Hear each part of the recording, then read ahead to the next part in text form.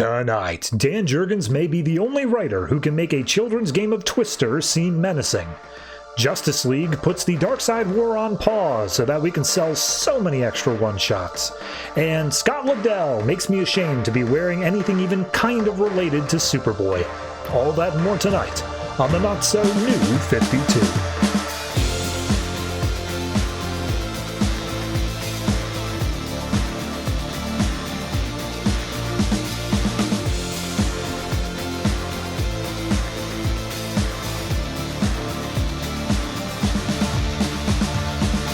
Hello everyone and welcome to episode 216 of the Not So New 52. I am your host. Couple of things to get out of the way before we jump right in because it is a little bit of a stacked episode this week. Not as bad as next week will be, but still, I did a lot of talking this week. First and foremost, you may notice by the ring on my finger, I'm married. Wow, I told you it would happen last week. It happened this week. So everything went off without a hitch. We had a nice little vacation and yeah, that is the extent that I'll talk about that. So the other thing I need to bring up, it's going to sound so petty compared to that. If you have been keeping up with Teen Titans and Superboy pretty much since the beginning of this show, which I can see the engagement stats, not a lot of you did. But if you were keeping up with that, this week's issue of Teen Titans is the worst thing ever created. I want to be hyperbolic here. It's so bad. So I would highly suggest to be able to get the full length of Anger. I am on our YouTube channel that all these are uploaded to. I am cutting up the individual comic sections for pretty much all of these books. Check out the Superboy, the Teen Titans, and I think you might eventually have to get into Legion Lost towards the end. Check out those and then listen to the Teen Titans section on this in order to get the full depth of my rage. Because it's important that you understand that. Anyway, all of that aside, let me tell you the books that are being covered this week. In alphabetical order, we have Bizarro, Black Canary, Dr. Fate, Doomed, Gotham Academy, Green Lantern, Lost Army, Justice League, Martian Manhunter, Secret Six, Superman, Wonder Woman, Teen Titans, Wonder Woman, and then we also have our weekly series, Batman and Robin Eternal, and our brand new number one, which is going to be the first thing we talk about this week, which is Titans Hunt. Turns out that Rebirth, they were like, oh crap, we never had Nightwing's Titans and people really want that. Here we go. Let's reestablish it into canon. So if you have any attachment to that team, Wonder Girl, Garth, all that sort of stuff, be sure to check out that series. Otherwise, yeah, Teen Titans, just stick around for that one because, oh boy, do I get upset.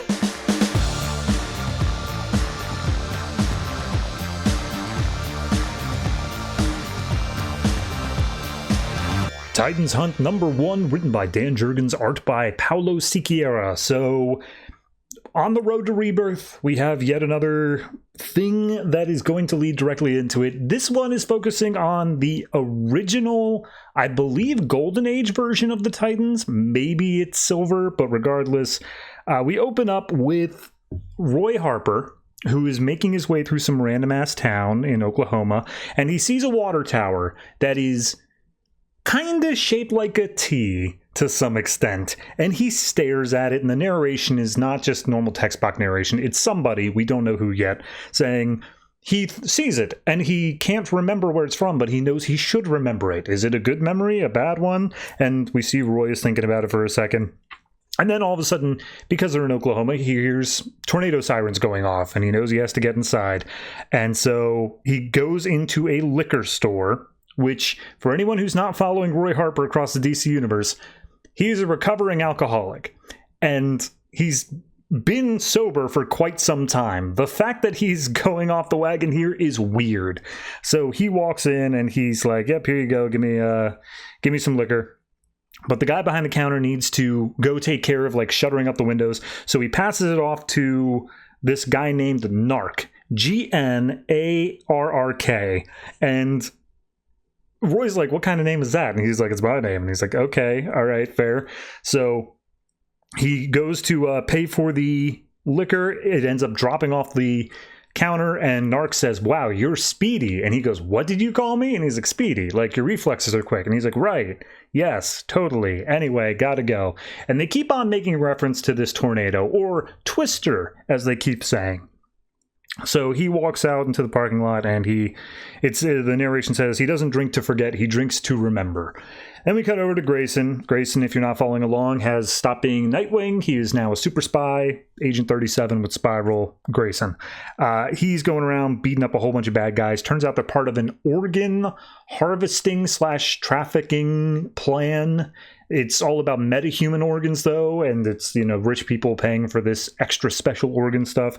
So he goes through, busting a bunch of heads up, until finally makes his way to the back. And he's like, all right, I'm listening to this person saying that they've got Atlantean organs, and I'm holding off until the wire transfer goes through to bust them, so that way we can see who's on the receiving end, and we can stop it at that side as well. However, before the transfer can go through, someone busts in. And to be fair, I believe we've seen this character in Aquaman, but this is Garth. This is Aqualad, but I don't know if he goes by that here. And he busts in, and he just starts cracking heads, and he's just like, oh, you take our flesh, and he's got like laser vision and stuff like that. He's going nuts on him. Grayson comes in saying, hey, look, I'm picking up that you're Atlantean. You got the armor on. Don't kill this guy. I kind of need him. And he's like, no, I'm going to do that. And so he ends up killing this guy. Grayson fires off a few shots. They just bounce right off of Garth's body. He has to jump out of the way. He's trying to fight, and he manages to get one up on Garth, and he's just like, oh, what are you? And he's like, my name is Richard. And then he gets thrown away, and Garth just leaves. Now, mind you, this whole time we don't know Garth's name, but it's said by the end of the issue. So he gets a call back from Helena, the head of Spiral, and just like, hey, that was an Atlantean. He killed everybody for vengeance sake. And he's like, well, why didn't you die? He's like, it seems like I wasn't worth the time. But as he jumps into the water, he sees that Grayson sees it's generated a whirlpool. And he's like, huh, that reminds me of Nevermind. And then we cut over to a different thing. It doesn't give us a location, but there's a hooded figure who's looking at an old, busted down clubhouse on a pier. Some fishermen see her and they're like, oh, do you need help? Is everything cool? And she's like, oh, how long has this been in ruin? And it's like, I don't know, a couple years, 5 years, I don't know. And we find out this is Donna Troy Wonder Girl, but nothing else. So we then cut over to the Golden Star Awards, which is, I guess, DC's version of the Academy Awards, and we see that Buddy Baker, Animal Man, is delivering the Best Score Award to a man named Malcolm Duncan. And we don't get any backstory on that, but he is there with his wife Karen, and they're so happy, and like he's walking up and he's like, oh my god, I can't believe it, this is surreal, this is so great. And then as he's walking up the stairs to the stage, they all of a sudden extend into this long winding like cosmic staircase, and he freezes up for a second. The wife notices something's wrong, and he finally gets up there. He's like, oh yeah, sorry, I'm just a little bit overwhelmed. And he gets up there and he thanks Karen, and he says, oh baby, without you trouble always finds me. So we go back to Grayson. He's in a hotel room, and he's recovering from his injuries from his fight against Garth. And he's like, yeah, I'm just going to hold up here for the night. I got a pay-per-view movie. It's an airline pilot that like crashes. It's called Crash Site. It's a terrible movie, but apparently Dick really likes the score. And he's like, oh, this is the Malcolm Duncan score. This is what we just covered there.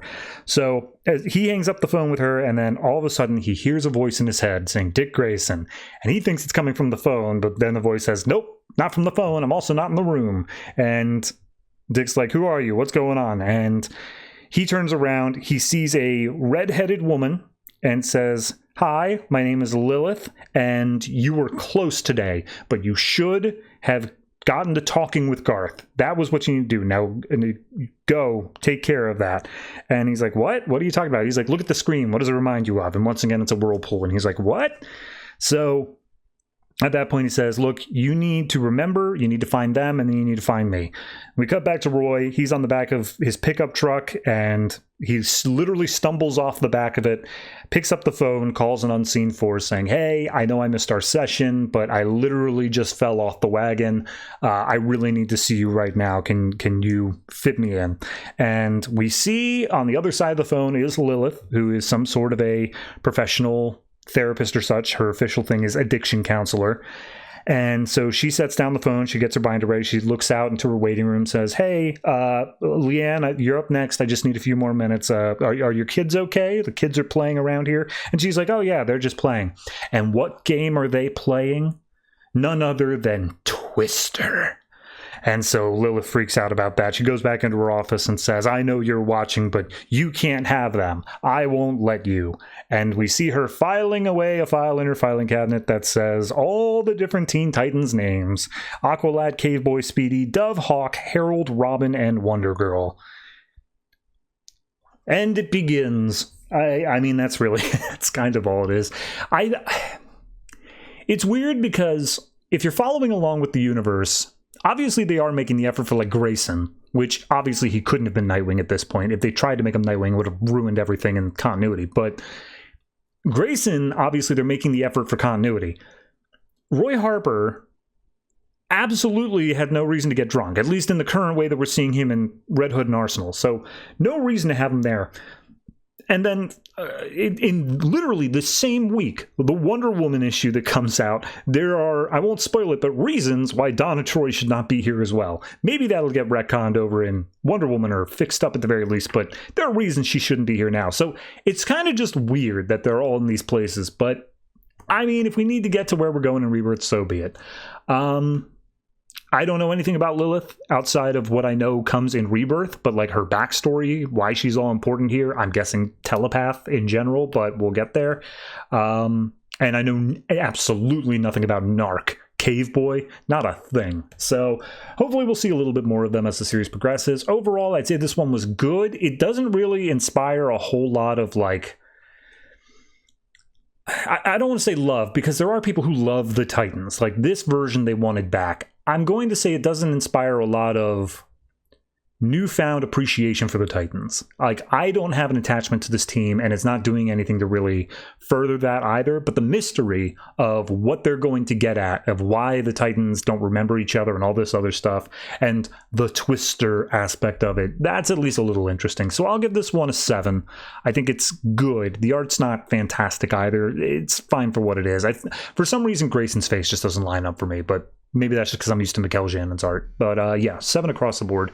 It's good. It's got promise. I look forward to seeing where it ends up.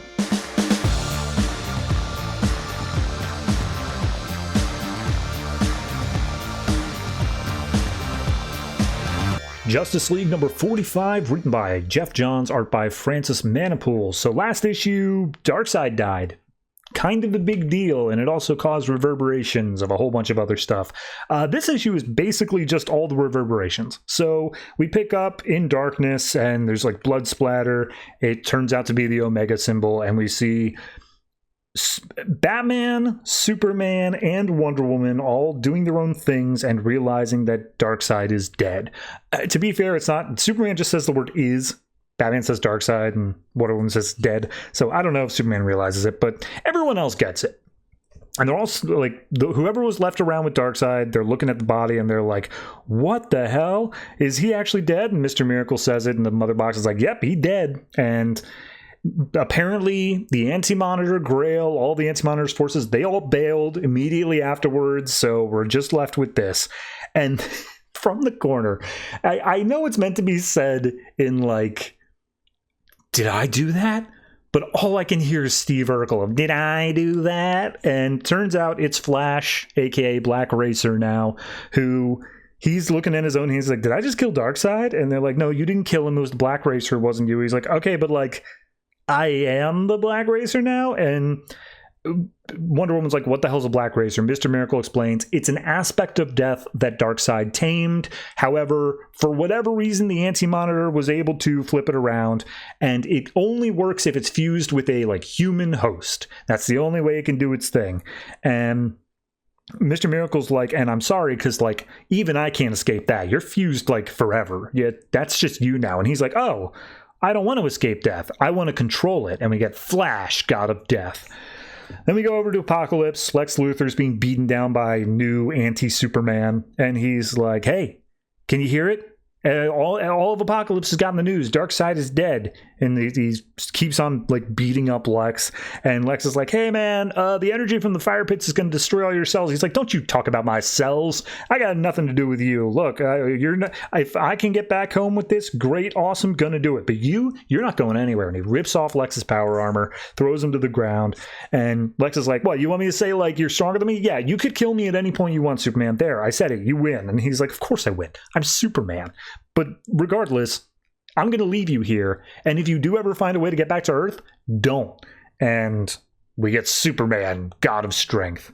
So he knocks back Lex, throws him out into like this desert region of Apocalypse and flies off. And while he's in the desert region, in comes this Mad Max roving band that's like, "Look, a human. We found a human. Fantastic." So we go to Batman and Green Lantern. Batman's like, "All right, Darkseid's dead. Let's go home." And Green Lantern's like, "Well, hold on. What about the Anti-Monitor?" It's like, "Oh, the Anti-Monitor disappeared. So war's over. We don't got to worry about it anymore." And we get Batman, God of Knowledge. But Green Lantern's like, "Now, hold on a minute. Batman, I know, would be worried that the Anti-Monitor could return because, like, you really think that's it? You really think he's going to kill Darkseid and then leave? Like, also, we got to get you off that chair." And then somehow Batman summons up a whole bunch of visions of like demons and monsters and stuff like that, and he's like, "Hal, you got to go back to the core because with Darkseid dead, there's all these other like apocalyptic forces that are going to be looking for something new to do. They're all going to be jockeying for power, and they're going to go to one of the brightest lights in the universe." And Hal's like, "Oh, that's Ella. All right, fair enough." And Batman's like, "Okay, and in the meantime, I'm going to be the Batman that Gotham really deserves. So have fun with that." Then we go back to the Mad Max stuff. We see Lex has been chained up and attacked by a group called the Forgotten People. They are led by this woman named Ardora, and it's like, "Hey, do you know about us?" And Lex is like, "No." And he's like, "Okay, well, fine. We're just this group or whatever, but here's the deal that you got to know. We had a prophet who said that the day Darkseid died, we would find a human walking through the ashes of Apocalypse, and that human would be a great hero from a place called Metropolis. He would have saved his world tons of times. He would have been an orphan, the humble son of farmers, the embodiment of justice. Is this you, my man?" And Lex is like, "Yes, that is me." So everyone starts kneeling before him, but then Ardora's like, nah, he still needs to prove himself, and so he gets tased into submission. We then go back to Flash, who's talking to Power Ring, and Power Ring's like, "Hey man, I think Black Racer's in your head making you say some crazy things about like controlling death and whatnot." And he's like, no, you don't get it. Now that I am a part of death, now that I'm like merged with it, I used to think that like, death was something that we could outrun. It wasn't something that was necessary, but like, now I see differently. Death isn't evil. It's something that's always there, and it comes for everybody. It's what makes life precious." And we see simultaneously to this other speech bubbles coming from the Black Racer Flash saying, "Get out of my head. That's not what I think. No, this isn't right." So Black Racer says you can't outrun death, and then Flash runs off saying, "I can try." Then we cut over Shazam, who says, "Okay, well, we could probably track him, right, Cyborg?" And then Shazam starts freaking out because a whole bunch of crazy-ass speech bubbles come up saying, like, "Oh, he's going to be my vessel. I'm not going to give him my power. Wizard, are you listening?" And then, like, Shazam just freaks out, becoming the God of Gods, where he's being called by new gods to do something or another. So Cyborg's like, "Yeah, I just heard a bunch of voices coming from him. Did anyone else hear that? Does anyone hear the voices?" And one of them's like, "Okay, we're going to have to split up. Some of us go after Shazam, some of us go after Flash." And Steve Trevor's like, "Okay, can we just pause for a moment and say Darkseid died? And like, theoretically, that's a good thing, but why is everyone else freaking out over this?" And then a speech bubble comes in from the side saying, "Oh, I wouldn't worry about them. You got to worry about us." And it turns out it's Calabac and all the other apocalyptic new gods. So we then cut back to Lex, who's been chained up in the middle of this big-ass pit in the middle of the desert. And Ardoria standing over top saying like, "Hi, hey, good you're waking up." So when Darkseid died, he has the Omega effect within him. It can't be destroyed. It's an elemental force, and it's going to be coming back to Apocalypse, and it's going to be coming right down into this hole right here. If you are the human of prophecy that said that they will lead us out or whatever, you'll be fine. If not, you'll probably die. So here we go. And so all of a sudden the Omega effect shows up out of the stars. It throws down into Lex. We see him screaming in pain. We then cut back to, I forgot her name, Lydia Black? Something like that. Talking to Grail, saying like, hey, Grail, where's the Anti-Monitor? Grail says like, oh, he's in the shadows. He's changing. And it's not the goddamn shadows. It's this giant glowing bubble in the middle of this city saying that he is becoming Mobius again and he will reveal himself to us and then Grail will get what she wants.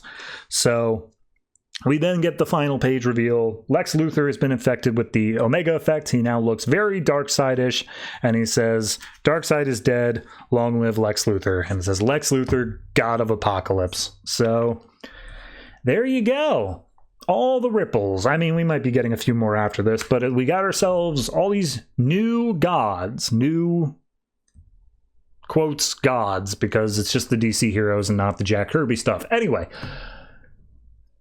I like the art style. I like the pacing of it. I like the little flashes where it feels like it's like the Smash Bros. Reveal stuff of like, whoosh, and then it just shows the title of it.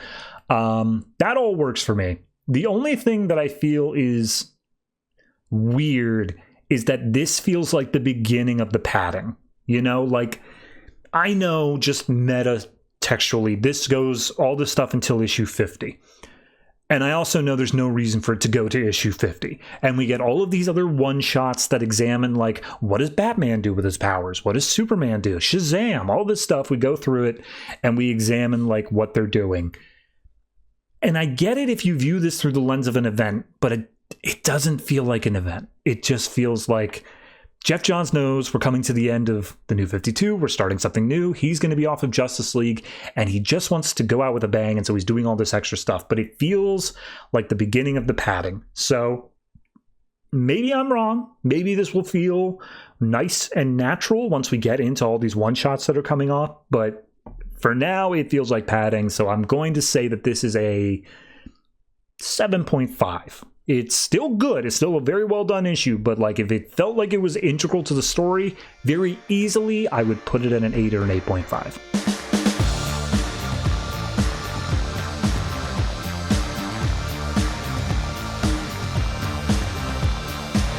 Teen Titans number 12, written by Will Pfeifer and Scott Lobdell, art by Ian Churchill. So I have so much to say on this issue. I'll try to save it all for the back end, but I do want to get out up front that this did skip a month. We did have a month with no Teen Titans issue, and I thought about that because it seemed like it was a really long time since the last issue. In the last issue, there was a Supermax prison that Superboy was breaking into because he was told that's where he can get his life back. Not a goddamn part of that matters for this issue. So we open up with that final panel, him saying, give me my life back, and then a voice says, oh, you've waited long enough, Superboy, your wish is granted. And then the four, quote, main Titans, Superboy, Cassie, Bart, and Tim Drake, are all in like a different location, and everyone's confused, and like some people are blaming Superboy. Tim's like, wait a minute, everyone cool it, we gotta figure this out. And Cassie and Bart are like, we're not members of your team anymore. So Bart goes to run to do like recon, but it turns out he doesn't have his powers, and Cassie cannot fly. She doesn't have access to her armor. Superboy can't use any of his stuff. No one's able to do whatever. And so they're like, wait a minute, hold on, does this have to do with like Despero? Is that he was in the Max prison? That's kind of the whole reason we were showing up. Is this to do with that? And Red Robin's like, nah, if it was Despero, we'd all be dead by now. Like doesn't have anything to do with that. And then they look around, they realize, wait a minute, this place looks familiar.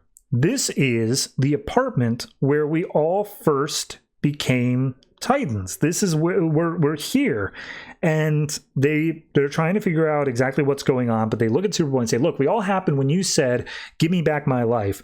What did you mean by that? And he's like, well, I thought I meant that I wanted to go back to the days when we were a team, when we were Titans, when, like, you know, you all trusted me. But I'm now thinking that I just want to go back to before I killed all of those Durlan refugees. And they're like, okay, well, walk us through what exactly happened, because it seems like you have memories of that.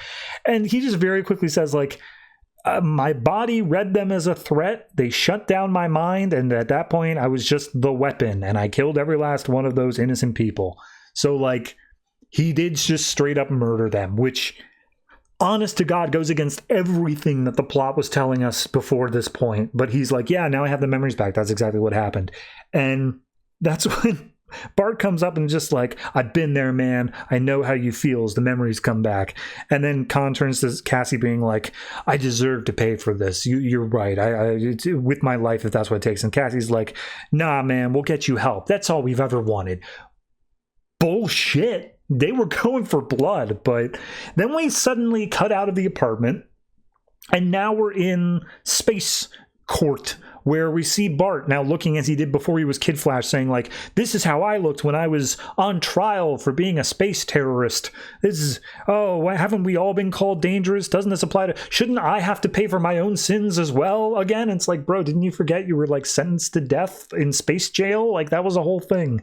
But then Khan's like, oh, hey, as long as I've known you, everything you've done comes straight from the heart. It's okay. And then Cassie's like, all of you don't get it. And all of a sudden we're in her backstory where she's getting the silent armor grafted onto her. And she's like, you both still had a choice in what you did. And you didn't have to do the things you did. And I didn't have to claim the silent armor to keep watch against Trigon. We all have to live with our choices. And then all of a sudden Red Robin's like, guys, is anyone else noticing the fact that everything is changing depending on what memory we're bringing up? Like, this place is responding to our moods and it wants us to think about bad things to keep us off guard. Let's think about happy memories. Bart, you first. And all of a sudden they're back in like their Titans original headquarters or whatever. And Bart's like, hey, remember that time I borrowed your favorite shirt without asking? And then they literally show the panel, but Bart has black hair, which like, what? And then we go to Cassie remembering the time that they fought in Times Square, and then the part where Superboy's like, I remember the part where you saved me from nowhere and being attacked, and Tim Drake just shows Trigon there as well. And it's literally just the Scott Lobdell greatest hits. And then Tim's like, oh, this was where the Titans were born. This is it. Everything was great here. And then everyone's like, wait a minute, this was also where we were first betrayed. And then they show Tim Drake's computer screens from literally issue 1 that's keeping tabs on all of them without their knowledge. And he's like, what were you doing, man? You were keeping track of us without our knowledge? That's super not cool. And Tim's like, you're right, I did do that. And I was hoping that I could like, I couldn't just bring you all together and like you just form a team. I needed to know that there were like safety rails in place and all that stuff. We're too dangerous to be around without safeguards. Remind you of anybody? Wink, wink. He literally says that. And then he throws batarangs at them. And Flash is like, watch where you're throwing those. And he's like, no, I'm throwing them at the person who's been watching us. Fucking Harvest shows up again. Oh, God. So Harvest shows up again, and he's like, we get a little bit of a thing on him. For those who don't know Harvest, God bless you. It turns out he's shown back up here because he's like, this isn't me here just to observe you or whatever. I'm here to give you your one last chance to say goodbye to Superboy. And Tim Drake's like, we'll stop you again, as we always have. And Superboy's like, wait, what did you mean about me saying goodbye? And we get the whole backstory on how like Superboy was created, this war against the metas that happens in the future, and Harvest was a part of it, blah, blah, really does not matter. And as we're all getting ready to fight, Superboy steps up and says, no, stop it, all of you, you're wrong. And he, like, it keeps on changing to different locations, and he's just like, look, as long as we join the team, like, I never really felt like I fit in. I always felt like you guys kept me at an arm's distance, and like, you never really trusted me. Is that fair? And everyone's like, yeah, I mean, kinda, yeah, that's what happened. And he turns to Cassie and he's like, Cassie, I don't even know if I can feel love, but if I could, I'd feel it for you. And then he starts like walking off, and Tim Drake gets in the way, and he's like, no, I'm not going to let you go over to Harvard. Well, if you won't fight this battle, I will. And Khan's just like, let me go. Just let me go. It's okay. Let me go. And Tim throws a punch, and he's like, fight back, damn you. You have to stop. And he's like, it's all emotional. He's like pounding on his chest. And Khan's just like, look, Don't think of me as a failure. This is what I am. I'm Harvest Superboy. I'm a walking weapon. It's just, let's completely undo all of the character development that's happened since Scott Lobdell hopped off this book. And he's like, Tim, you were the greatest friend I've ever known. Thank you for everything you've done and everything that you couldn't do. And then all of a sudden, Connor, I don't know, he just like Looney Tunes hops over Tim and like disappears into a puff of smoke. And Harvest is like, haha, it is done. And Tim's like, you bastard, we'll fight against you. And he's like, bro, you still don't get it, do you? I'm gonna retcon the shit out of you. Everything you've ever done has been preordained. I let you make the Teen Titans because I knew one by one you'd be coming to work for me. You've been building my army this whole time. And Tim's like, no, we're more than that. I brought us together to save the world. And Harvest is like, you didn't build this team out of altruism, of trying to make the world better. You built it out of fear. Don't deny it. It's I leave you with this. It's still fear that keeps you together, but not fear of me, fear of each other. And then that's the issue. Fuck, fuckity fuck. I don't care if this one gets demonetized. Look, okay. I hate this. I hate it. I hate every facet of this. The only thing I'll give a little bit of credit for is that the pacing of like the emotional breakdown for Tim against Khan, that is perfectly fine and it feels good. That in terms of like making me feel anything. Everything else, like from the word go, we just ignore all of the plot that was leading up to this point. And by the way, I did some research on this. This book got delayed by a full month. It was supposed to come out in the previous month, as it was supposed to. And the solicit text for this and the following 2 issues do not make any sense. Something got changed. Something got altered along the way where this had to be delayed and put into a totally different, book entirely. My working theory is that they knew rebirth-wise they wanted to set John Kent as the only Superboy, and so they wanted to get rid of this version of Superboy as quickly as possible. That's my only idea. But here's the thing about the rest of it. You can do that without undoing literal goddamn years of character development. They got rid of everything. Is Superboy, is he a weapon? He's more than that. Not anymore. Harvest, he was taken care of 3 fucking times. Not anymore. Did Tim Drake build this team for the wrong reasons? Maybe at one point, but he got over it. Not anymore. Oh God, everything about this is wrong. Even building up to this point in the arc, I was like, wait a minute, we have Flash here, but Kid Flash, he was left in space. Where are we getting an explanation about that? No, screw you. We're not doing that. This is, oh my God. I cannot express to you as an issue how pissed off I was reading this. I feel like I'm close. I feel like I'm very close to expressing it. But it goes deeper than that because this book has always made me angry, but it's always been at least self-consistent. It's always been issue to issue. I know where we're going. Since Will Pfeifer took over this new run and wrestled it from the jaws of Scott Lobdell, I was like, okay, all right. At least we're doing something new here. We got this Manchester Black stuff going on. We've got other Teen Titans coming in here. We got something we can work with here.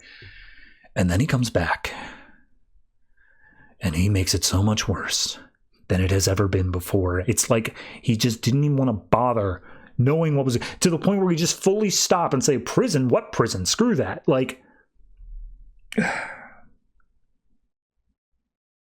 I am going to give this issue a 1. I am giving it a 1 out of 10. And that is only for that sequence of panels where Tim Drake is emotionally saying you got to stop, you can't leave. That did something. That got an emotional resonance out of me to some extent that I feel was intentional. But this series is dead to me now. You can't turn this around. You can't just take this issue, go just out of time or whatever, and say, yeah, it turns out he did kill all the Durlans, and also he was always a weapon, and he never got over that, and then he goes back to Harvest. What the fuck are you doing? Teen Titans are gone.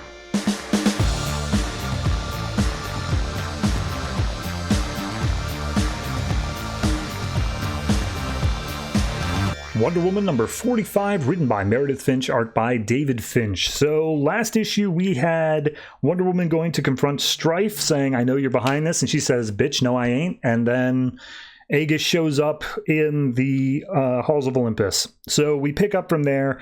Aegis shows up and he's like, I hate you, Wonder Woman. You became a god and you were already privileged. You were a princess and all that. I had to fight for this opportunity and I am not going to miss my shot. And Strife is just like, all right, Wonder Woman, can you take care of this guy? And just like, oh, he's just a boy. Like, let me handle this. And Strife is like, oh, you want to see what's up? And so he throws a punch at Wonder Woman and it lands. Like, it's solid. She's bleeding out the mouth right now. And just like, yeah, I got a little power up. What you think? And she's like, you're clearly going through a lot. Maybe we can sit down and talk about this. She's like, shut up, you're just like my mom. And then he goes through all of his mommy issues about how she always went back to her dad, or his dad, despite him being fully abusive. And he never appreciated that until she died of cancer. So Wonder Woman's like, look, no one here wants to hurt you. Like, we just want to find a different path for you because this ain't gonna work. And he's just like, oh, well, my path is becoming a god, so that's what we're doing right here. And then Wonder Woman says, well, then I'm gonna have to stop you. But before she can do anything, Strife grows to her massive size, just reaches down, plucks him off the ground, and says like, okay, I'm done with you. I don't care about your dreams and your goals or you as a person. So tell me who's responsible for you busting into my house, and then I'm going to eat you. And he's like, what? No, I'll tell you anything. Just don't eat me. Jesus Christ. And so he starts listing off the name. He says, it was, and then all of a sudden disappears in a flash of light. And Strife is like, oh, that's annoying. All right, I'm going to find out which of my siblings is behind this. And Wonder Woman, as she starts shrinking down, is just like, you weren't actually going to eat him, right? And he's like, I guess we'll never find out. And she apologizes for blaming Strife. And Strife is like, I don't care. Please leave. So then we go back to London. And in the previous issue, Donna Troy had met a woman named Violet, who was in an abusive relationship. They started hitting it off, and in this one, Violet is showing her around London, giving the full history tour, literally everything in London. And as they chill out on a park bench at one point, she's like, look, whatever you're running from, it can't nearly be as bad as whatever you're going to be running to. Take it from me, like, you can choose not to make whatever mistakes you previously made again, and you can make your own future. And Donna's like, that sounds a lot like what Wonder Woman said. And she's like, well, Wonder Woman's pretty smart, almost as smart as me. Anyway, what's your number so I can text you later? And Donna's like, what's a text to you? And she's like, never mind. I have a feeling that we're going to be able to find each other pretty easily. See you later. So she walks off. She leaves her bag behind, and Donna's like, oh, I need to get this to her. So then we cut back over to Aegis, who is just crying, terrified, curled up in the corner of this dark, magic-looking room. And this voice is like, I gave you one job, man.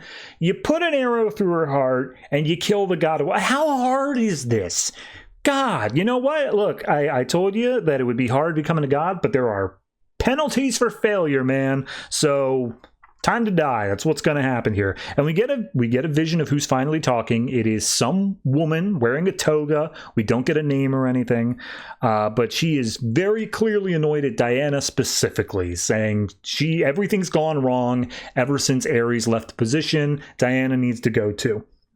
And at that point, Aegis comes up saying, like, whoa, hold on. This isn't just a my bad thing. Like, you told me to go attack that room, and Strife almost ate me. I'm not into that stuff, man. So give me one more chance, and let's not go and attack Strife directly. And the mystery woman's like, yes, all right, fine, fair enough. But now you know what the price of failure is, so don't do it again.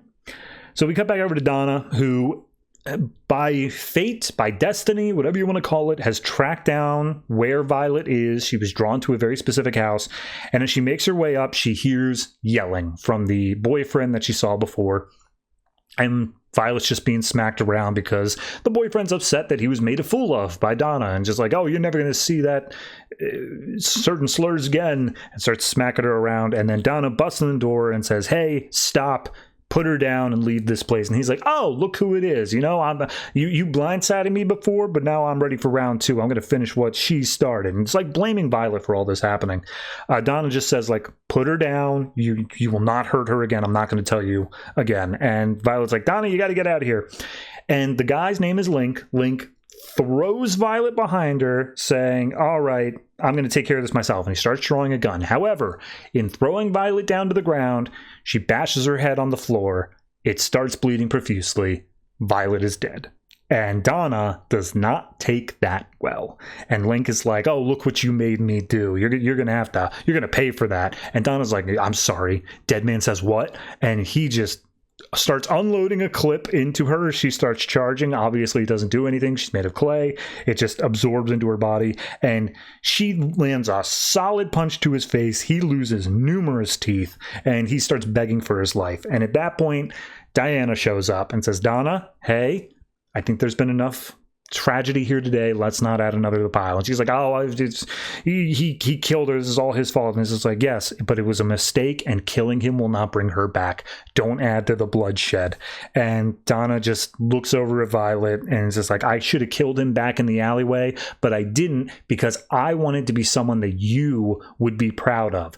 And now she's dead because of that. I am not making that mistake again. So she attacks Wonder Woman, throws her out the window. And just like, yeah, look, what does it matter if one more man dies? If hands that are already stained, like, we're just both going to have to learn with the knowledge that I disappointed you, and I am just going to be who I am deep down. And then she gets shot through the chest with a magic god arrow. And Diana freaks out because she's immediately dead. And Aegis steps up and he's like, hey, hi, she's dead. You're welcome. And Diana's like, what did you do? She turned to stone, man. You had a god-killing arrow, and she's gone. What is wrong with you? Now she won't get a second chance. And Iggy's like, well, she was like gonna punch you. I genuinely thought I was doing a good thing there for you. That is my bad. And she's like, what are you talking about? Like, you've been trying to ruin my life for the past, like, 2 weeks. And he's like, okay, yeah, true, fair, but I just come to the realization that the lady I'm working for is crazy.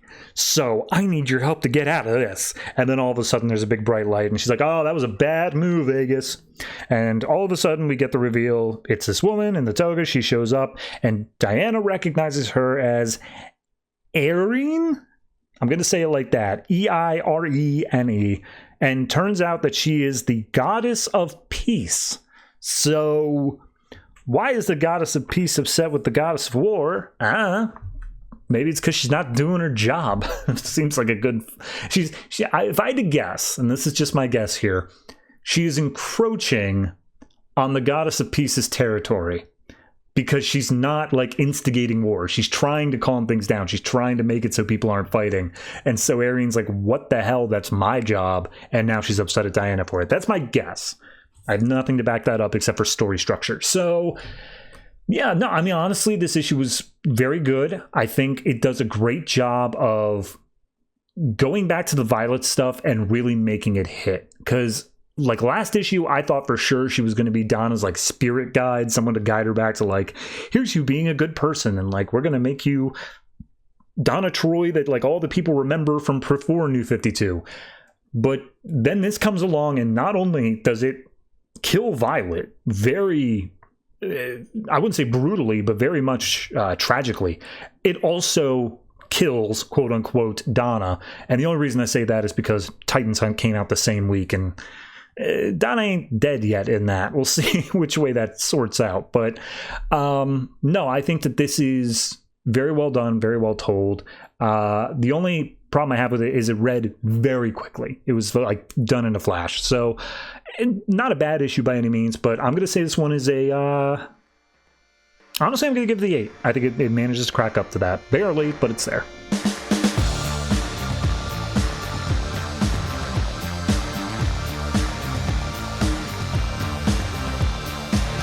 Black Canary number 5, written by Brendan Fletcher, art by Pia Guerra and Sandy Jarrell as a guest artist. So last issue was a whole thing of backstory of, like, how did Maeve get to where she is and all that. But this issue kind of just starts fresh, where Dinah is wrapping up a show. The whole band is there, and she's like, and give it up for the band. I love these people. They are my family. I could not live without them. Group hug, and they all hug on stage, and the fans go wild, except for Kurt. Kurt is standing in the wings, and he is not happy about that. So we see that they have given up the bus life. There's something about the label not getting them any more money or whatever. And as they're driving in this van, Kurt is talking to Dinah and is basically like, look, I think it's awesome that, like, you have all this, and that's super cool. And, like, I know I missed a bunch with my memories being wiped, and then also just not wanting you around over in Birds of Prey or whatever. So totally understandable. However, we live very different lives than normal people, and by being here, we are putting them all in danger. So, like, we need to ditch these bastards now. And Dinah's about to, like, start arguing pretty hard there before Heathcliff jumps in and says, hey, because we aren't getting label money anymore, I can't get us a hotel, but I found us the next best place to stay. And it turns out it's just a clearing in the woods, and they're just going to set up camp. So they're going around setting up a fire, doing whatever, and they're talking about their next day's stuff, where they're doing a record signing in a small town called Wainwright? Maybe? Something like that. Wainfleet, that's it. Turns out this is the hometown of the original band, Byron, Paloma, and Maeve, and so Byron's excited. Her mom and sister are going to show up to the signing. Paloma's like, I don't know, my family might, who knows. And then they're saying, like, yeah, this is also Maeve's hometown, so, like, let's watch her back with Ditto and all that. That's kind of a big deal.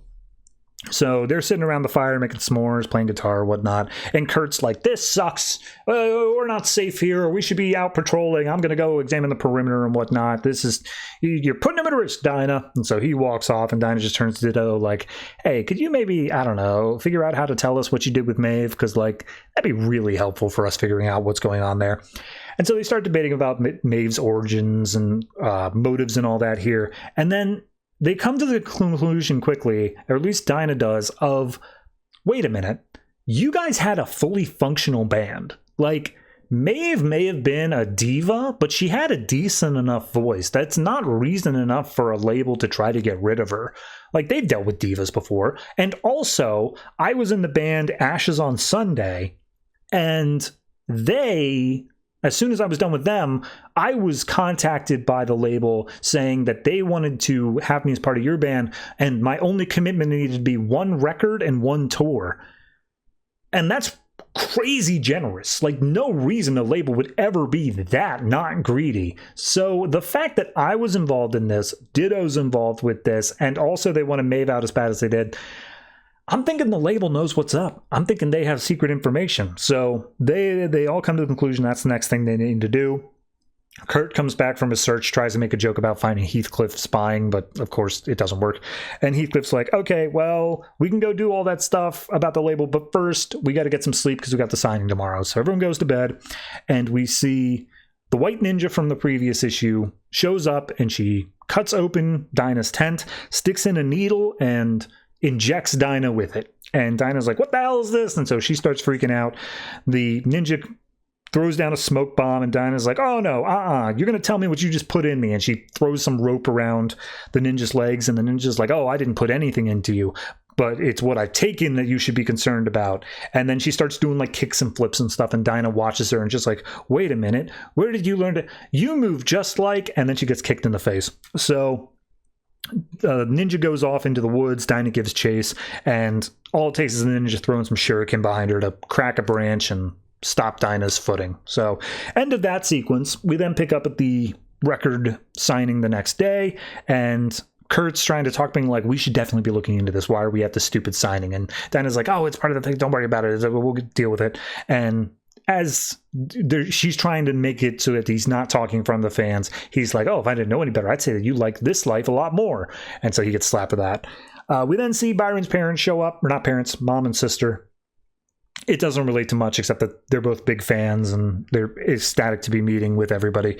And then all of a sudden, the window crashes open, an amp comes crashing through it, and Dinah's like, Jesus Christ, what now?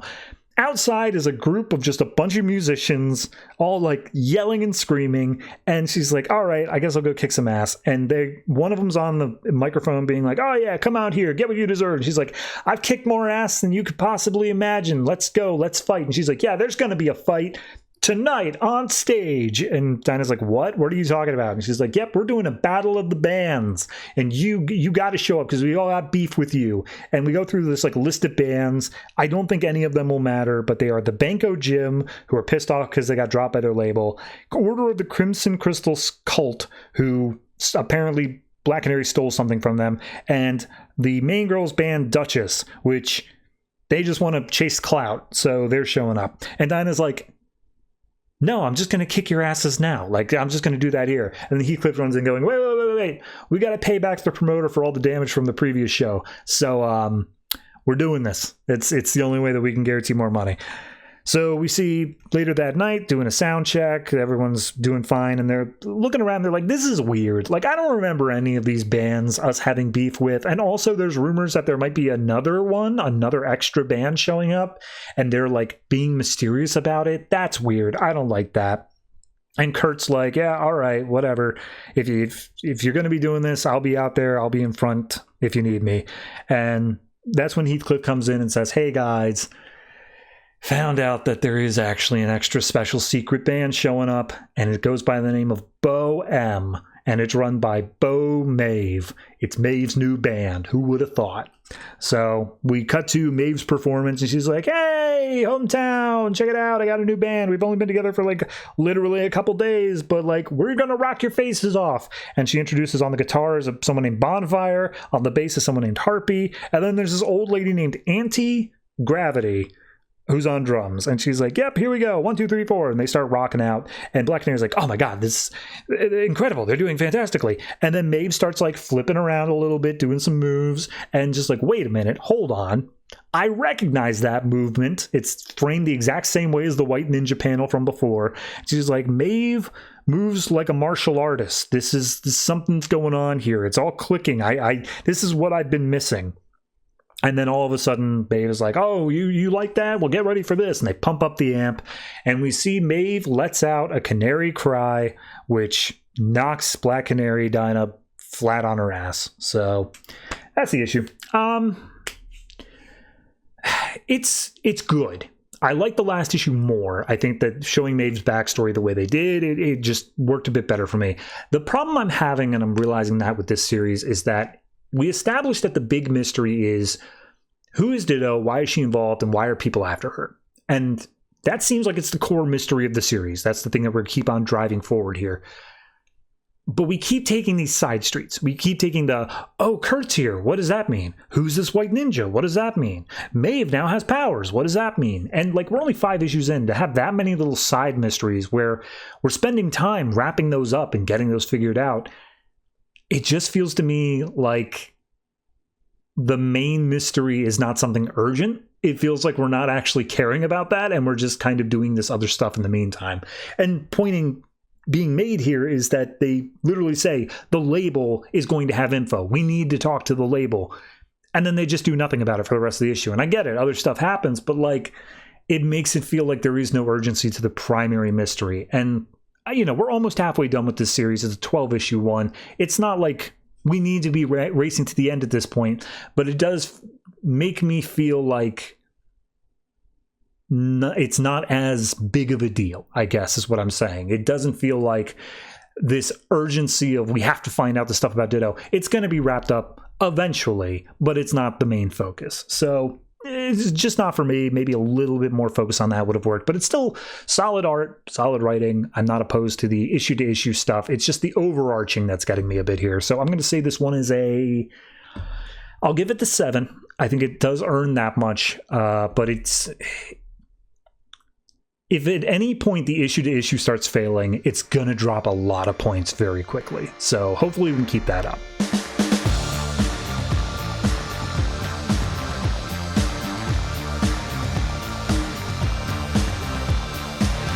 Martian Manhunter number 5, written by Rob Williams, art by Eddy Barrows and Diogenes Neves. So last issue, the moon of Mars Phobos turned out to be a giant Martian weapon, and it's coming down to attack Earth. And Last issue, it looked like it was crashing into Earth. However, I think that was just a visual, like, it looked like it was in front of Earth. You know what I'm saying? So anyway, this issue picks up.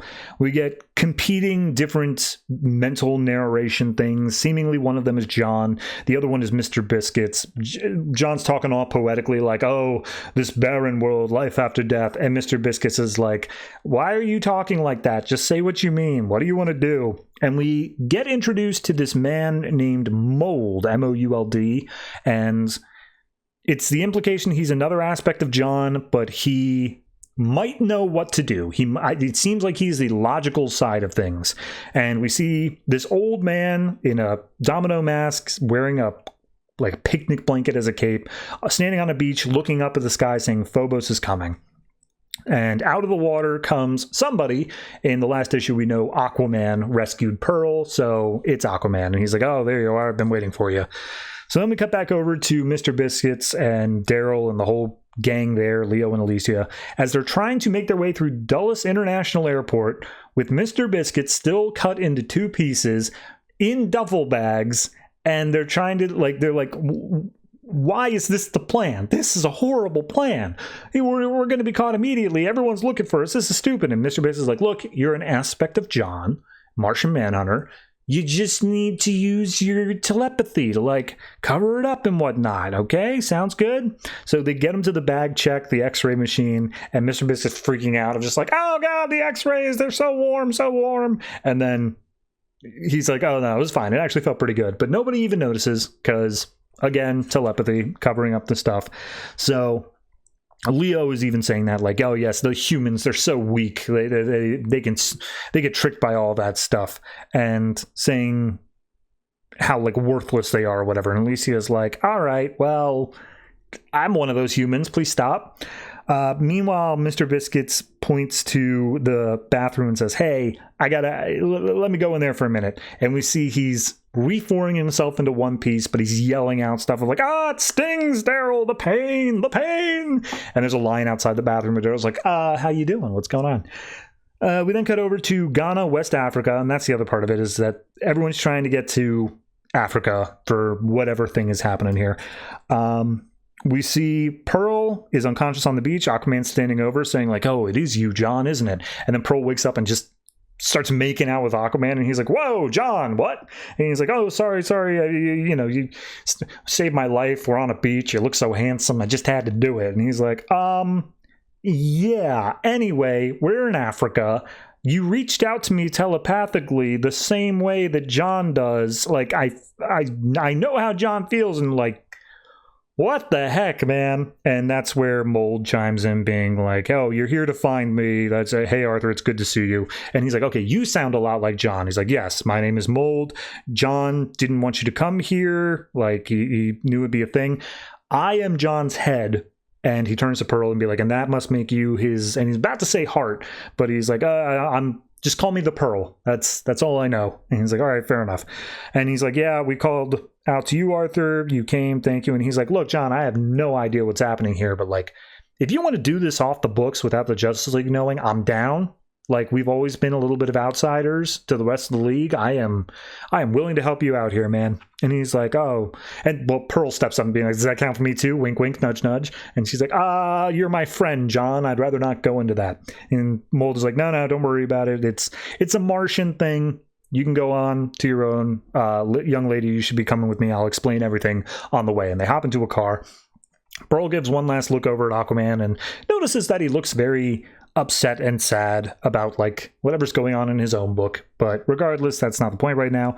We then see that Mr. Biscuits is saying goodbye to Alicia and just hey, I put myself back together. Here you go. Pass her a duffel bag full of biscuits and gold coins. And she's like, oh, what? You think, I'm a weak and pathetic human too, like Leo said? And he's like, no, not at all, not at all. Where we're going is going to be scary and bad and dangerous. And I don't want you going there because you might get hurt.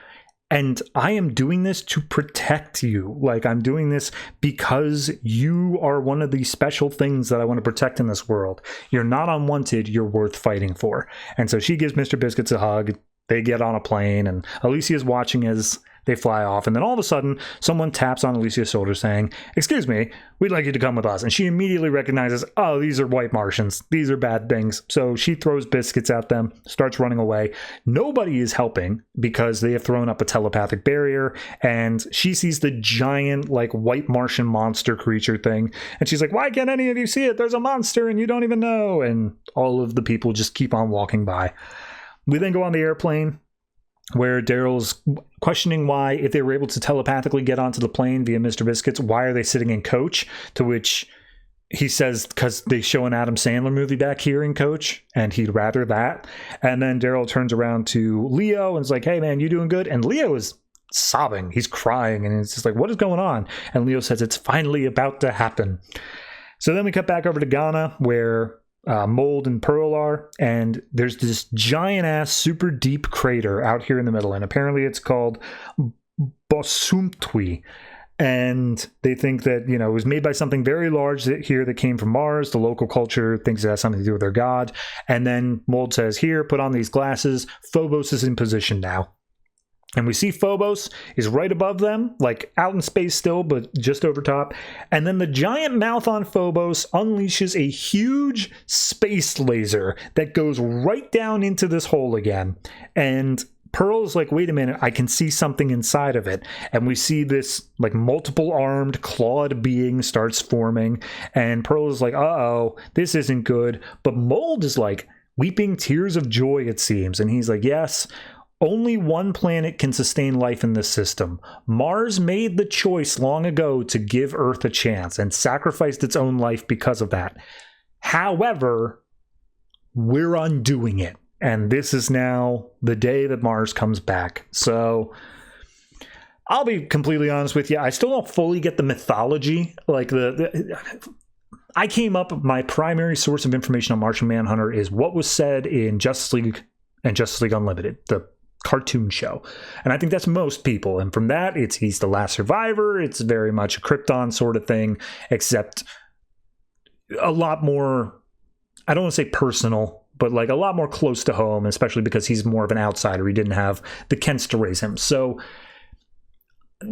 all of these changes, I'm not saying are a bad thing. I think that they're fine from this idea that like John defected from his initial purpose and he did all this other stuff, so be it. But I just don't think the mythology has been fully fleshed out enough for the sake of new readers coming into this. Not even new readers, even old readers. Like, if you're going to change everything about the backstory of Martian Manhunter, I think you just need to give a little bit more leeway of saying, okay, let's fully explain what's happening. Because this doesn't feel like a mystery anymore. This feels like we should understand it, and I just don't yet. Maybe that's on me. Maybe everyone else can just fully understand. But for me, it's not quite there. So I'm going to say this one is I was going to say 6.5, but I think I'm going to bump it up to the 7 because I really like the Aquaman stuff. I really like how he's like, I'm pretty sure you're John Jones, Martian Manhunter, shapeshifted, and it's really weird that you're making out with me. I'm not okay with that. That's funny to me. It gets it half a point on its own. So I'll give it a 7. We'll see where we get from there.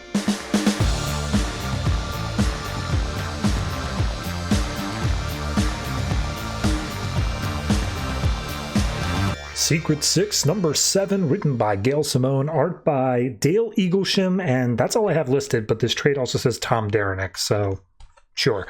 So last issue ended with Black Alice seemingly dying. She doesn't have a pulse, and it looks like she's out for the count, and Big Shot's freaking out about it. This issue opens up with a strange, like, I don't want to call it Buddhist, but like there's some demon Oni or something like that scroll where a goat some magical energy turns its head into that of a fly, and then it baws and buzzes its way elsewhere. And we see the Oni just in its full form with the scroll, and we get a backstory, quote unquote, of this place called the House of Strangers, where it's in a hidden place. If you look for it, you can't possibly find it. You have to stumble on it by accident. Gods and heaven and hell all respect this place. They all treat it as this sacred pilgrimage sort of thing, and it is the last defense of everything that we know. And we see Phantom Stranger and Felix Faust two typically opposite sides of the coin are coming in, and they're just talking to each other like, what Felix, why'd you do that to that sheep? That's weird. And he's just like, I wanted it to be something that people would question if they came across. And then Dead Man comes in just saying like, Felix, you're such a creep. Anyway, let's go in. So at that point, Phantom Stranger's like, look, this is affecting all of us magic types. This is a big deal. And more than us magic types, it's also affecting the White Gate and what lies beyond it. And they go into the main room of this place that they're meeting in, this temple, and seemingly all of the even tangentially magic creatures of the DC universe are here. We got Swamp Thing, Eye Vampire, Morgan Le Fay, Blue Devil, Eclipso, Black Orchid, just tons of people, but the main one that speaks up is Baron Winters, who was from a very short-lived Night Force series at the beginning of the New 52, and he's like, hey, glad to see you made it, Phantom Stranger and friends. And they're like, Baron Winters, what are you doing outside your manor? You never leave your manor. He's like, this is a big enough deal. I had to do it. So they're looking around like, oh, we're missing like Constantine. Where's Dr. Fate? Like, what's going on there? And just like, hey, I don't know. Like, our arcane network's kind of being upset. Like, we got to deal with what's up. And then one guy starts talking. They don't give him a name, but I think it's Dr. Occult, because they say the doctor is in, and then he just starts talking. And he basically says like, okay, here's the thing. We guard the White Gate from the things beyond it, the things that want to get in. That's what the magics are all technically for. But something is draining all of our magical power, and we all feel it, and we got to figure out what's going on with it, or else the White Gate will fall. So we cut into the hospital room where Black Alice and Big Shot are. Black Alice reaches out and touches his hand, and then all of a sudden a nurse comes in and says, oh, are you her guardian? And he's like, yes, of course. It's like, cool, awesome. We don't have any record of you being her guardian. And he's like, okay, fine, I'll level with you. Both her parents are dead. I'm all she has left. You got to help me help her. And she's like, okay, well, here's the deal. When she came in, she had no pulse. She had no stats. She was effectively dead, but she was also like talking and stuff. So like that was weird. But then a few hours later, she has the stats of an Olympian. And now again, something's also bad. Like I don't know what's happening to this girl. I would love some more information so that we can make a more educated decision tree here off of what we should do. But you need to be open with me as to what's going on. And he's like, I will do everything I can. And then we cut over to kind of the B plot, which is while all this is going on in the hospital, the rest of the Secret Six, Catman, Porcelain, Strix, and Ventriloquist are all trying to do other things. They're trying to enjoy themselves. So Catman is trying to teach everyone how to play basketball. And they're like, okay, have any of you played any sports before at all? And Strix holds up a note saying, I once fought my friend for food. And so it's like, okay, not quite the same. Anyway, we'll do some 2-on-2. Let me explain the game. This is the basketball. Your job is to get it, keep it, and not let me get it back. And then all of a sudden, Strix just punches him in the face, takes the ball, climbs up a tree, and says, I win. And it's like, well, yep, that's fair enough. And everyone else is like, well, I guess we should resign because he's the only one who knew the rules. So we cut back to the House of Strangers. We see everyone's kind of arguing because Black Alice is apparently the cause of this. They've made that conclusion. And Felix is like, look, I'm typically a bad guy. I can accept that. But like, I'm not so cool with the idea that we murder this little girl just because she's going through her magical puberty. You know, like that's not a good idea.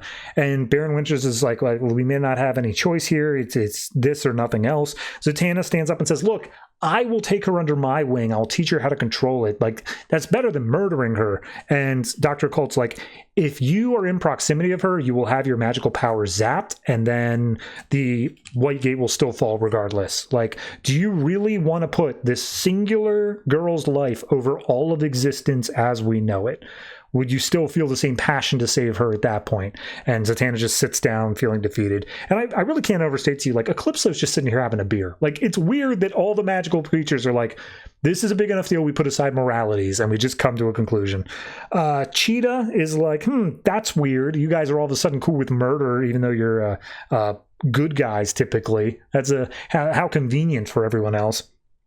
And then Blue Devil's like, anybody have any better ideas? And that's when Clarion speaks up saying, I have an alternative. So then we cut back to the rest of Secret Six who are going out for putt-putt. And For some reason, Ferdy is just like, I can make so many sexual innuendo. Ha ha ha. It's going to be hilarious. And as they're lining up to do the putt-putt, Porcelain comes up, going by Kevin right now, and is like, hey, man, look, why are you doing this? Why are you trying to, basketball, putt-putt, whatever's going on, what's up? And Cabman, as he's doing his putt-putt shot, is like, look, the two kinds of people I know, the ones I fight and the ones I make temporary friends with. And I don't know, it's good to have people that can, watch your back, and you want to be keeping friendly with them and whatnot. And Porcelain's like, I get it. It's crazy, but I get what you're saying there. But also, I don't think Strix is really getting the spirit of putt-putt. And we look up at Strix, who's on top of one of the statues, just holding two putters in her arms like she's about to attack someone. And then all of a sudden they smell sulfur. And in comes Etrigan the Demon. Now, Etrigan was in the background of some of those panels before when they were talking about murdering Black Alice. So he appears here and he's like, oh, Etrigan is here. And as he's walking up, he's trying to talk to them. And I love one of his rhymes here. It's, forgive that I have stalled the game. I don't wish to be curt, but this day calls for demon flame and then Strix jumps down and punches him in the head, and Strix goes, damn it, that hurt. So, I don't know. I love all that. So they start trying to fight against Etrigan, like Ferdy's jumping in, like drills in his eyes, doing whatever. And back at the hospital, we see Black Orchid, Felix, Cheetah, and Clarion have arrived to do something to Black Alice. Eventually, Etrigan's like, everyone stop attacking me, for God's sakes. I am here to help you. And Catman's like, all right, start talking. So they get the full story. Catman calls up Big Shot and is just like, hey, you got to listen. It's the magic people. They're extremely heavy hitters are coming. Get up and go right now. And Big Shot looks out the window and is like, we're already too late. They're already here, but, thanks for the heads up. So he starts bulking up and he's like, all right, come on then, let's do it. Cheetah jumps in through the window. She just gets tossed aside by Big Shot. Felix comes in and tries to cast a spell. Big Shot shoves him through a wall.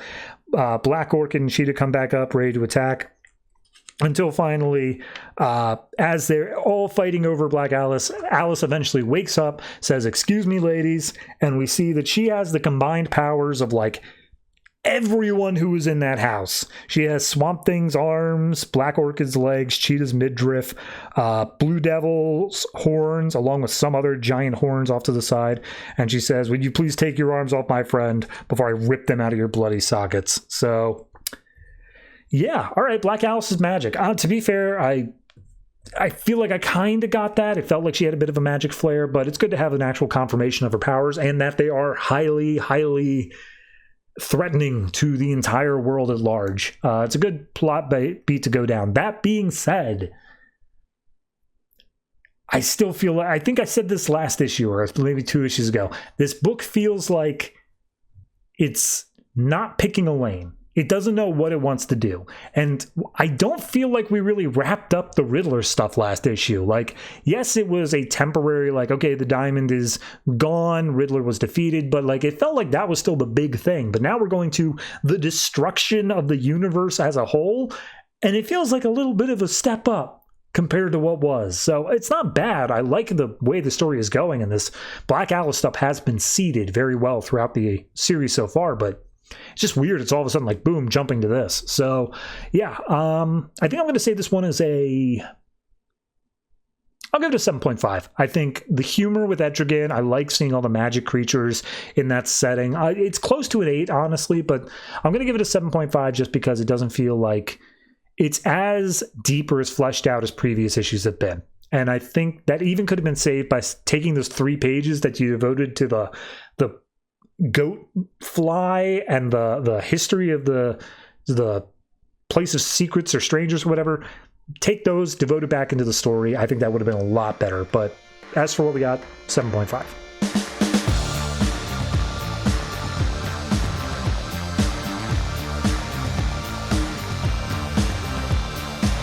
Superman Wonder Woman number 22, written by Peter Tomasi, art by Doug Mahnke. So last issue we had Superman being pissed off at Wonder Woman because she showed up despite him explicitly saying no, and then he decided to teleport to the Watchtower to deal with what he needs to deal with away from her. And we see that we open up this issue with him teleporting in, and it's like all blinding white lights, and he's like, this is the only moment of peace I have, like 30 seconds of teleportation, and then when everything comes back to, I come out and I'm bleeding and like things are bad. And if you remember, probably about like, I don't know, 6 issues ago now at this point, at the end of Convergence, there was a sneak peek. At the first issue after Convergence, there was a sneak peek, and it was basically this section.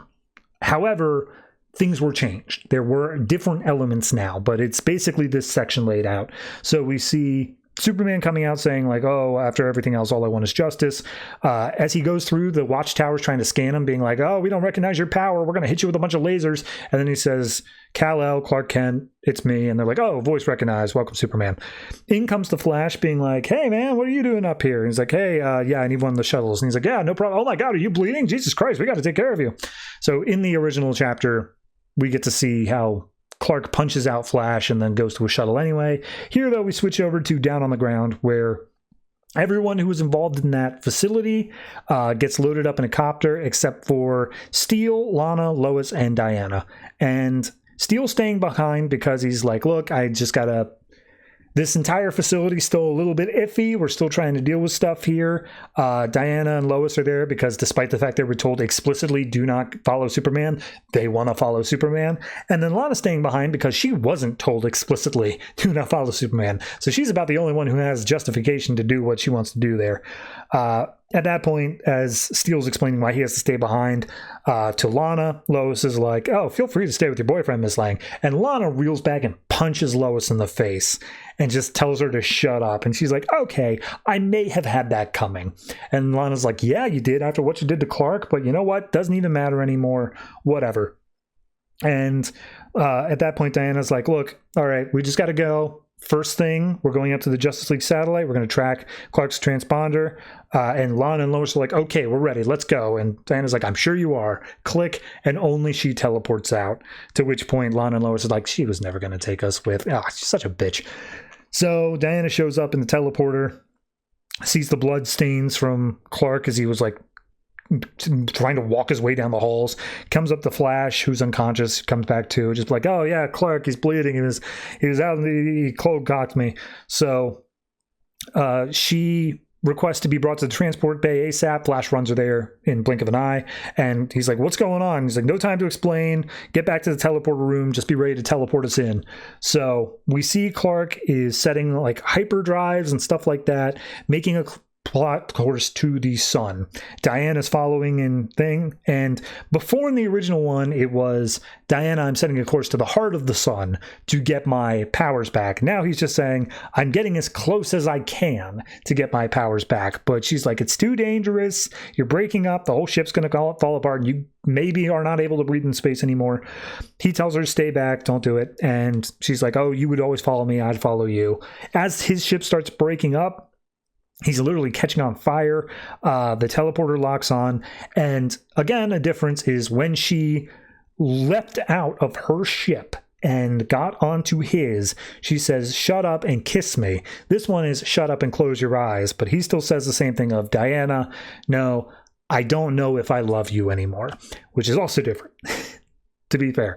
The other one is, Diana, I don't love you anymore. This one puts it up as a, but either way, they get teleported back in, and Diana's like, we can talk about this afterwards. Let's take care of your wound. So they bring him to the infirmary, get him all stitched up, and Diana's like, so like, what's up, man? You said you don't love me? Did you mean it? And he's like, yeah, I mean, I do. And Flash is like, I'm gonna go. This seems like a personal thing. So he runs off to the monitor room, and they basically just go through the same thing where Superman's like, look, you broke my trust. Like I told you, please don't do these things. And then you went ahead and did them anyway. And like, you weren't telling me the truth. That's a lie by omission. And she's like, I wasn't lying to you though. And he's like, we're just going to keep going around in circles like this. And she's like, what, you don't want to fight for what we have together? And he's like, I don't have the ability to fight for what we have together right now. I have so much other stuff on my plate. I can't focus on this right now. It doesn't include us. And so he walks off back to the monitor room. and they just start scanning for like power signatures. They're looking for surges to try to figure out exactly what is going on and how to find what they're looking for. At a certain point, Superman comes to the realization of like, oh, wait a minute, I know a power source that I just knocked heads with. We can lock in on him and then use that as our jumping off point. So let's do that, but we're going to need the special gloves. And Wonder Woman's like, I'm coming with you. And he's like, didn't I just look, we just went through this. And she just snaps back up like, regardless of what's happening between us, I'm still your teammate, and God damn it, I'm going with you. And Flash is like, you want me to call in like the whole league? We could do that. And Clark's like, nah, I got the God of War on my side. So somewhere over Louisiana, we see a helicopter flying in, getting clearance, and Superman just busts in through the windshield saying, hello, I am here to see what's in your cargo hold. Please continue flying at a normal speed and altitude and whatnot. And the people piloting just fire off guns into his back, and he's like, ouch, that kind of hurt, please stop. Meanwhile, Diana jumps in through the backside. They also fire guns at her, just bounces right off, and she's like, just please stop firing in close quarters. So they come up to one of the guards, and Clark's like, excuse me, I need the code for your lockbox. And he's like, I'm sorry, I can't do that. And he's like, I understand that, and I respect that. But you do understand that I can just have this ripped open at the expense of taxpayers. And he's like, I can respect that. And Superman's like, all right, whatever, go for it. So Wonder Woman rips open the box, and inside is Parasite. He's all chained up. There's nothing he can do. And Superman's like, hey, Parasite, let's go for a walk. And they just drag him outside the helicopter down to the ground below. They rip off his face piece that's stopping him from talking. And it's just like, oh, what? You think those gloves are going to stop me from sucking you dry? And then they just start beating the crap out of him, just telling him to shut up. Like, they don't want to hear him talk. And finally, once he shuts up, and Superman's like, now, do I have your attention? And Parasite's like, oh. He's like, cool, awesome. Let's make a deal. And that's where the issue ends. So Superman's making some sort of deal with Parasite. So here's the I guess, smoking gun. I lost the plot. I have no idea what's happening anymore. So I know that this was a thing of someone was attacking Superman at his home, and like Parasite, they fought on the White House lawn and all that. I remember all of that. And then it was the thing of Wonder Woman, and they had all these like villains caged up in this underground facility. And then at the end of that issue, we got the like Secretary of State or whatever is working with Vandal Savage and the Shade League. I remember all of this. But for the life of me, the original plot in my head is who took the Kent farm? Who was attacking all the Smallville people? We got the answer to that. It was this lab. It was the people there. So I don't know what we're doing anymore. I don't know what the plot here is. So maybe that's just me. Maybe I should have been paying closer attention. But like, I really don't know what we're doing here. It just feels like we answered the question half-heartedly at the lab thing, and maybe we're looking like a full answer for that instead. But I'm not sure. So it's a fine issue. I mean, half of it feels like I already read it because it was in that sneak peek stuff. So that's already a little bit iffy on that front. Yeah, I think there's more wrong with it than is great. It's still not a bad issue, but I'm not going to give it glowing reviews. I think this one is kind of just like a 6.5 for me. Yeah, it's just not enough happening, or maybe too much even. It's hard to really put a pinpoint on it, but like about 5 pages worth of this issue I already read before, slightly varied, and everything else in between there just kind of felt like filler. And by the time we hit the Parasite stuff, I don't feel like I know what the plot is, so can't really speak well on almost any of it. Art's fine, the individual panel rating's fine, but the issue as a whole is a 6.5.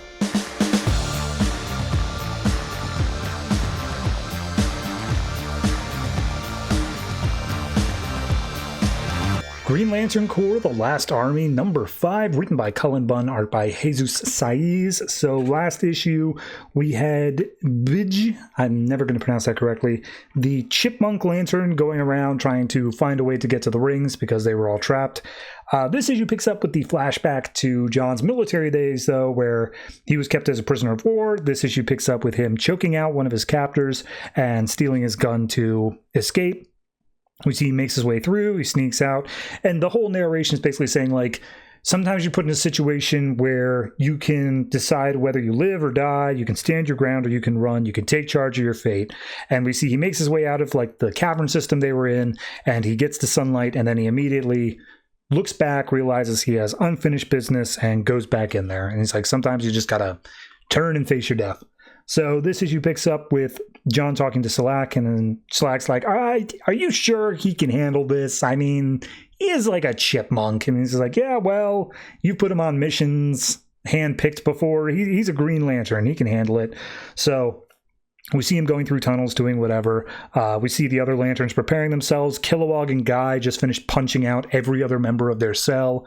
And John's like, look, we have to have faith that he can do it and not worry about the other possibilities yet. To which Selak says, maybe we should, just in case. To which point John is like, all right, fair enough. If we have to, let's assume that Bidge can't do it. And then Bidge comes in talking. He's wearing the Green Lantern outfit. He's wearing a ring. And he's like, ye of little faith, I bring your rings back. And there's only 3 at this point, John, Selak, and Druk. And they're all very low on power. And at that point, Bidge is like, well, you know, beggars can't be choosers. I took whatever I could. The rest of them were drained bone dry. But at that point, it's like, all right, we'll do what we can. We just have to wait for this force field, or we have to get this force field down that's keeping us in place. To which point Bidge says, I made a time bomb construct outside next to their power generation stuff. So 3, 2, and then all of a sudden, all the force fields in this place come down. And John says, all right, let's make them regret what they did here. So everyone launches into battles. They start attacking the pirates, the jailers that brought them in. It's a huge all-out brawl, and even without their lantern abilities, Guy, Kilowog, Arisia, all of them are jumping in, doing what they can to fight. John makes the point of saying, like, look, I know this universe doesn't matter. I know it is doomed, and all these people are going to die anyway.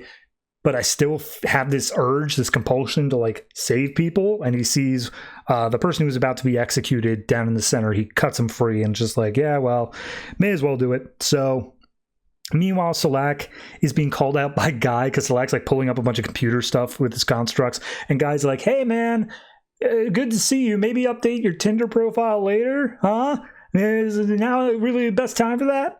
So we see Arisia gets caught in an explosion. Bidge catches her, and she's like, hey, you want to really try to impress me? Maybe, like, go get more rings? And it's like, yeah, fair enough, but let's, there are not enough to go around for everybody because you'll see why.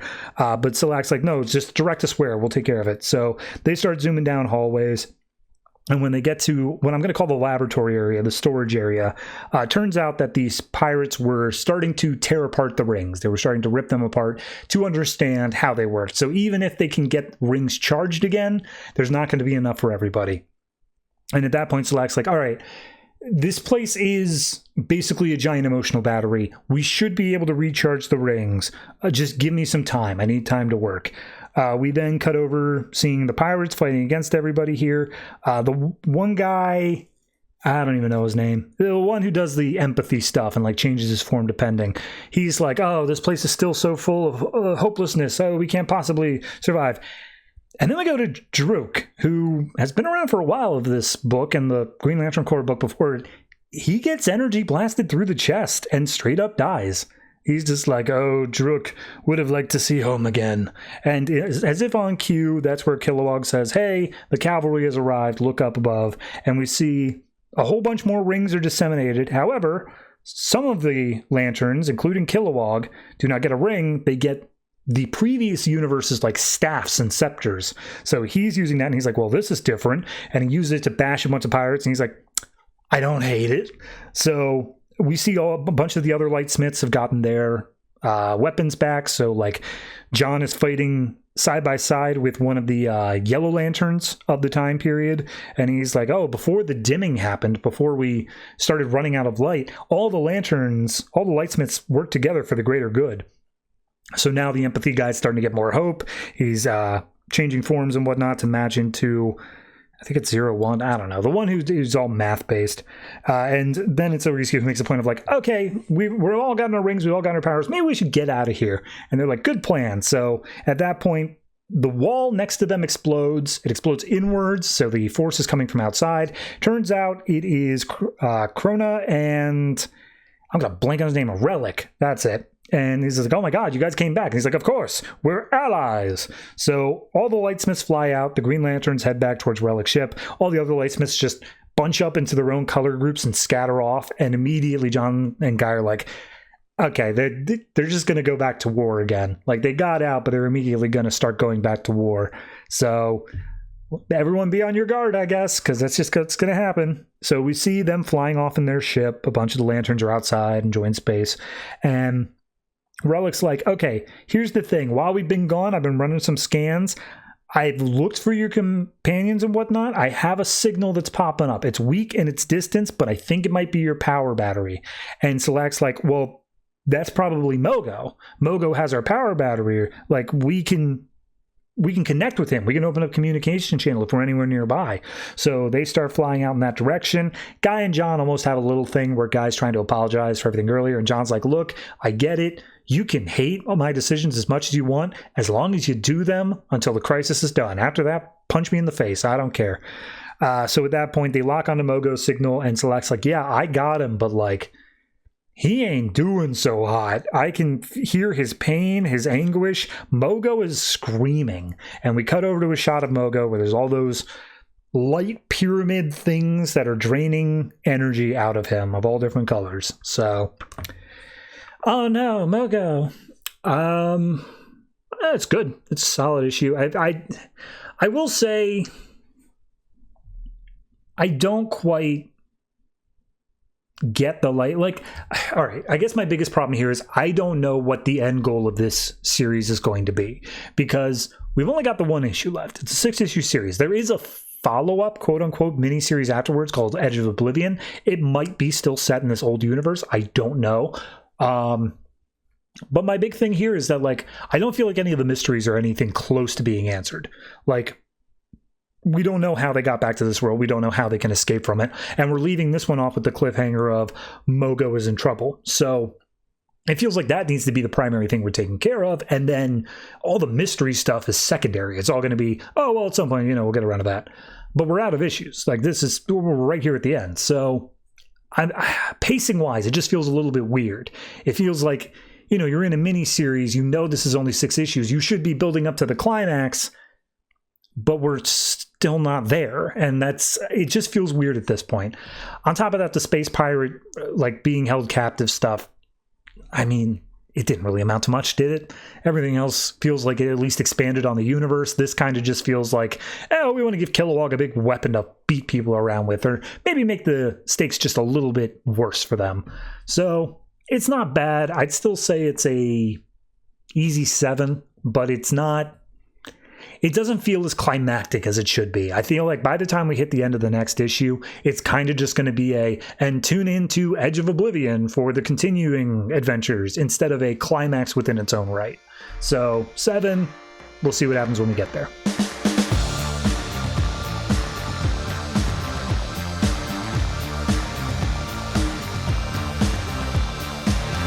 Gotham Academy number 11, written by Becky Cloonan and Brendan Fletcher, art by Carl Kerschel with M. Sasek and Mingjue Helen Chen. So, the whole gang's here. Last issue, we got the big reveal that Calamity is 100% back, or at least that seems to be the headline, appearing in Gotham. This issue picks up with Olive talking to Hugo Strange. Hugo's just like, okay, so you've been seeing visions of your mother, like you feel close to her? And she's like, what? No, my mother is probably still alive. Check out these headlines. It's a big deal. I need to figure out what's going on with this. And she puts out that there is a tennis tournament going on in downtown Gotham soon. And she's like, I could go there and I could see. And Strange is like, no, that is a bad idea. It's far too dangerous. We need you to be safe. That's what your mother would want. And Olive's like, I'm sorry, Professor, but like, I'm gonna go do this thing anyway. So we see that the whole gang is hitched a ride on this tennis tournament truck or whatever, which doubly helps because Kyle is a member of the tournament. As all the jocks are joking around or whatever, Pomeline's sitting in the back like, I hate this. This is the worst. I don't want to be here anymore. Maps reveals that Catherine, a.k.a. the the part of Clayface that kind of just became its own thing. She's along for the ride as well, and she's going to like provide cover for them, but not actually shapeshifting. She doesn't come back up. I don't know why she's here. So regardless, she's there at that point. And Olive is like, what happens if I find my mom? I mean, I don't even know what to do. But at that point, they're pulling into Gotham. And we see them arrive at the big place where it is. There's a moment where Colton is looking around for Kyle, and then like everyone else knows where Kyle is, and then Colton's just like, oh, there he is. Like, I really don't understand the point of this part, but regardless, everyone's like, hey, Kyle, you good? And he's like, yeah, it's time to storm him out. I should be fine, whatever. Metropolis sucks anyway. But then they're like, no, but are you good with our plan? And he's like, oh, yeah, don't worry about it, guys. I got this. And then he like gives a big over-enthusiastic like, whoops, as he falls on his ass, giving enough distraction for everyone else to move around. So they head down an abandoned alleyway, which in Gotham is quite the risk. And Maps pulls out the big map and says, okay, it should be 3 hours for the tennis match. Pommeline and Olive are going to Pommeline and Colton are going to go uptown into her mom's law office to look for anything on Sybil Silverlock and like police or anything there.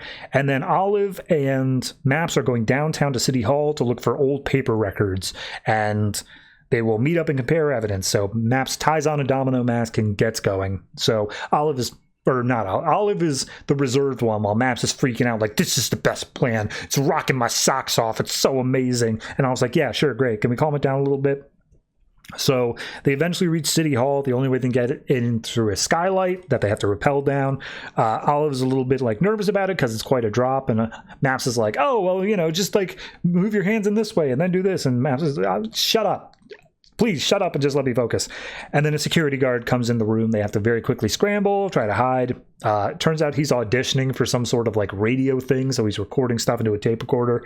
And they're like, all right, well, I managed to do that. So they look for the records room on the map. They end up finding it. And as they make their way down there, they think, oh, God, there's so many. How are we going to find? Oh, never mind. There it is. There's the entire Silverlock family records. So Maps, you keep watch. I'm going to look through this. And as soon as Maps steps outside to keep watch, Tim Drake Red Robin, and he's like, what are you doing here? And immediately Maps is like, oh, she reaches for the batarang, she throws it, Tim catches it, just like, wait a minute, this one is it's not homemade, which means it's one of ours, which means you must be one of us. And Maps just gets the biggest grin on her face. So they start exchanging notes, and he's like, what kind of Robin are you? And she's like, what do you mean, Robin? I'm not what kind of Robin are you? Aren't you Robin? He's like, no, I'm Red Robin. And she's like, why are you asking me if I'm a Robin then? And then he points out that the book We Are Robin is a thing where a bunch of kids are taking the name of Robin. So there's that. And then as she's geeking out over some of his like hollow tech as he's showing this stuff, he's like, okay, well, nice meeting you, but I got to go in the records room because I'm looking for stuff. And she's like, wait, no, you can't. We're looking up stuff about Calamity. And he's like, Calamity's a big deal. You shouldn't be messing around with Calamity. This is serious business. Let me tell you the story about how Calamity first encountered Batman and Robin. It was Beck before my time. It was Dick Grayson, but I won't say that name directly. And we see there was a big fire. It was emergency. People were evacuating. And then they ran into Calamity. It was literally throwing around fireballs. Dick distracts Calamity long enough for Batman to go in and save this little girl. And then he throws a batarang at a more dilapidated wall to make an exit, which caused the entire roof to come down, and it collapsed on Sybil, who they unmasked and discovered was Calamity. But then at that point, Batman discovered that she had a young daughter, that when she was locked up, that he didn't want her going down the same footsteps. So he put her somewhere safe, somewhere she could be watched. Gotham Academy. That's where that ended up being.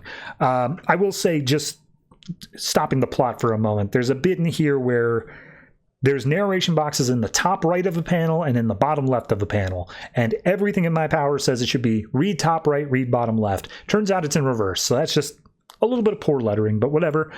We see Olive is looking through her family history, and it turns out that all of these people, generations of Silverlocks, have taken the name of Calamity, and all of them were thrown away in asylums or prisons or anything else.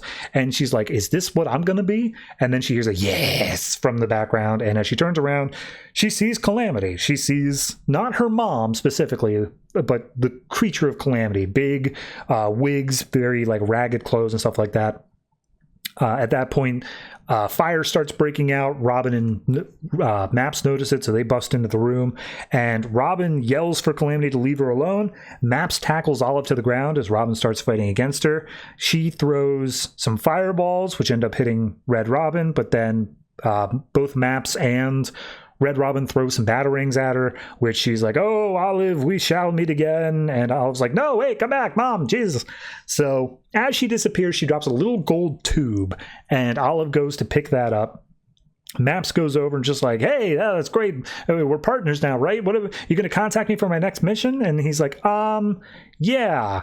How about I'll get in touch with you whenever there's something that needs doing." And he's like, "Oh, wait, will you tell Batman about me?" And he's like, "Yeah, Batman will call you by tomorrow." And she's like, Are you serious?" And he's like, "No, bye." And so she leaves. At that point, Maps calls up Pommeline. Turns out something's happened. So they rush back to the place where the tennis match is, and Kyle, he walked into the locker room and then disappeared. And everyone's been looking everywhere for him, but nobody can get into his locker because no one knows the code, except for Colton, who breaks into the locker. And as soon as they open it up, it turns out that there is another half of this golden tube thing, and it's like, oh, this is it, they fit in together. It's a puzzle key, and this key has the emblem for Arkham Asylum on it, so it's a key to Arkham. What does that mean? It's not bad. It's, look, if we're building up to the entirety of this series being Calamity, if that's where we're going with this, I think that the pacing is fine for it. We're taking little things off to the side here and doing whatever else we need to, but like, this trade does wrap up with the next issue. This is the second to last issue in the trade. So if we're wrapping up the Calamity stuff there, I don't feel like we've gotten enough. I feel like this has been something where it's going to be very backloaded in this final like 2 issues here, and I don't feel like it's well paced enough in that. So however we get there is however we get there. For this specific issue, my only thing is that we already got the Maps and Damian stuff. The Maps and Tim Drake stuff feels unnecessary, but if they're in Gotham, it makes sense they cross over with a Bat family member. I'm okay with it. It just feels like we already kind of did this storyline. So I'm going to say this one is probably just a flat 7 for me. It's not too incredibly great, but the art still looks well, and I like some of the lines, but this one just had a bit too much wrong with it for me to say it's a great issue.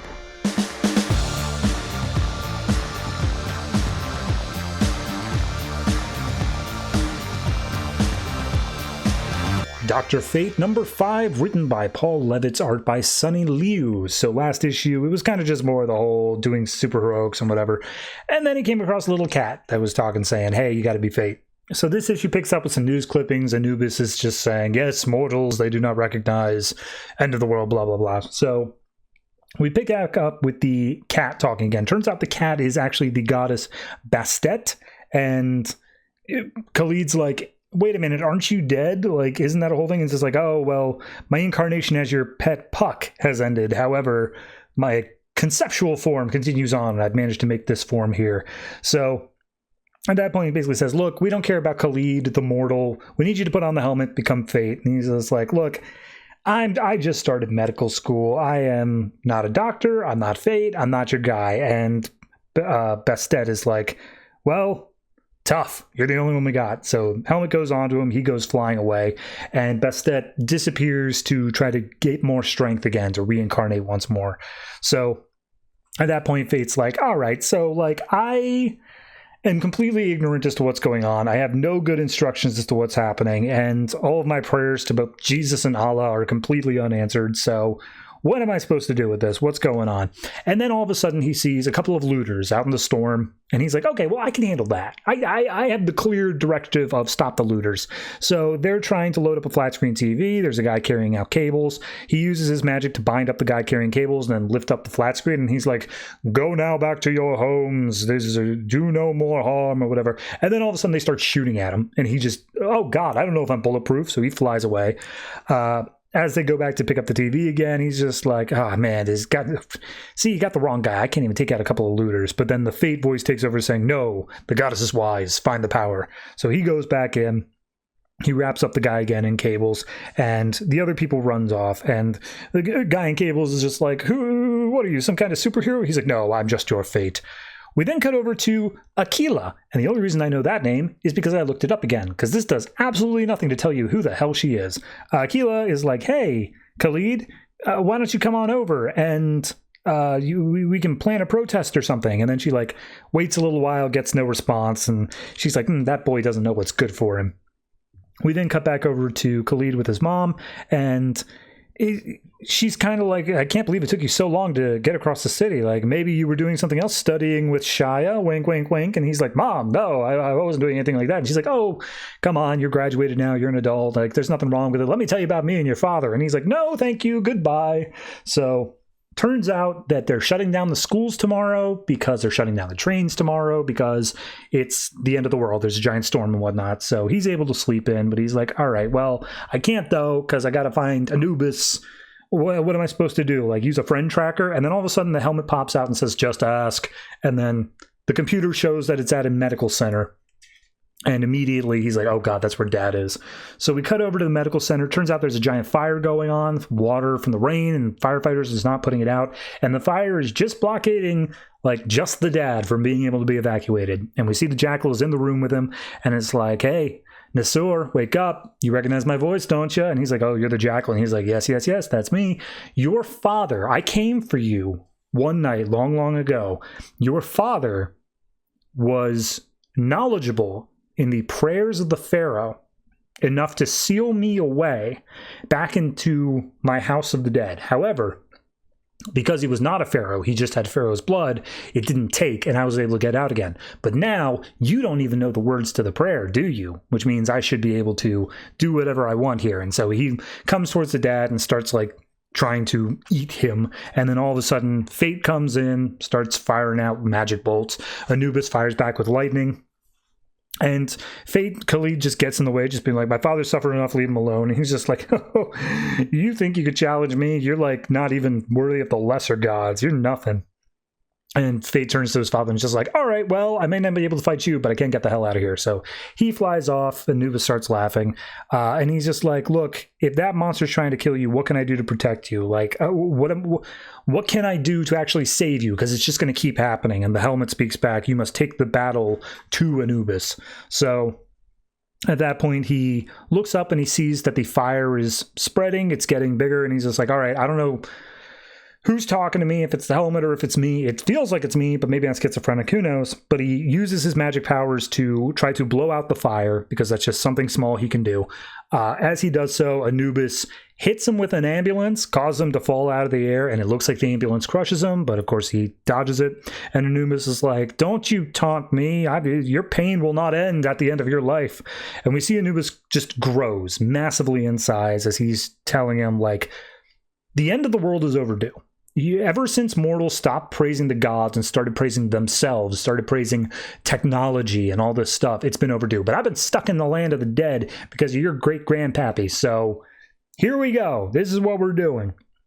So now he's absolutely massive. He's like, yep, I'm going to, you're going to pay the blood price for taking Thoth's helmet, and then I'm going to end the world. And we see all this lightning just erupting off of Anubis. And he's like, I can't do a damn thing to stop this guy. I have no idea what I'm supposed to do here.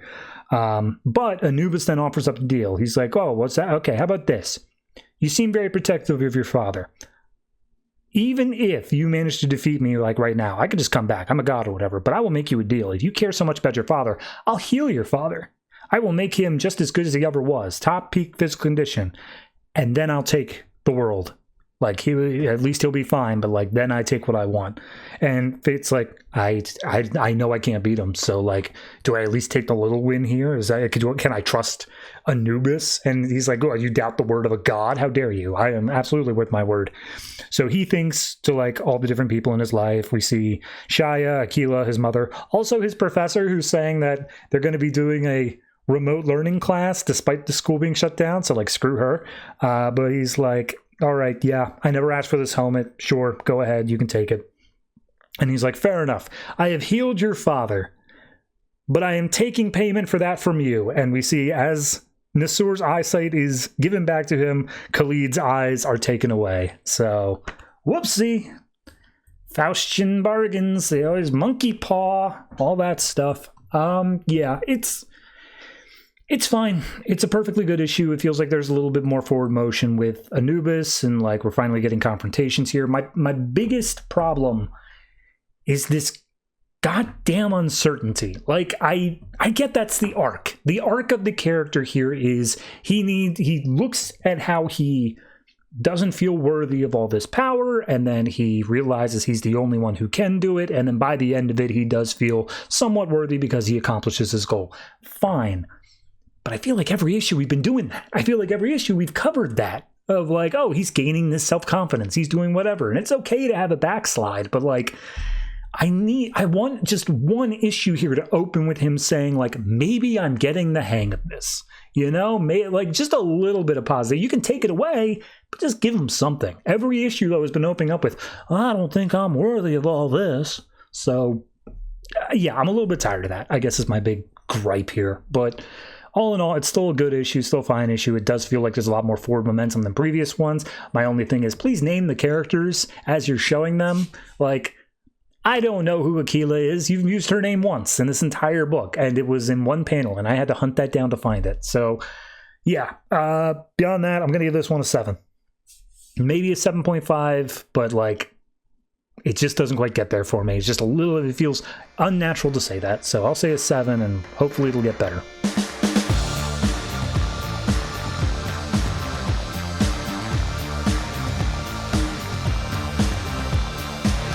Bizarro number 5, written by Heath Corzin, art by Gustavo Duarte, with a little bit of Raphael Albuquerque. So, last issue, Jimmy and Bizarro were approached by, affectionately, Mulder and Scully, but from Argus instead of the X-Files, and we see that they were hired to break into Area 51.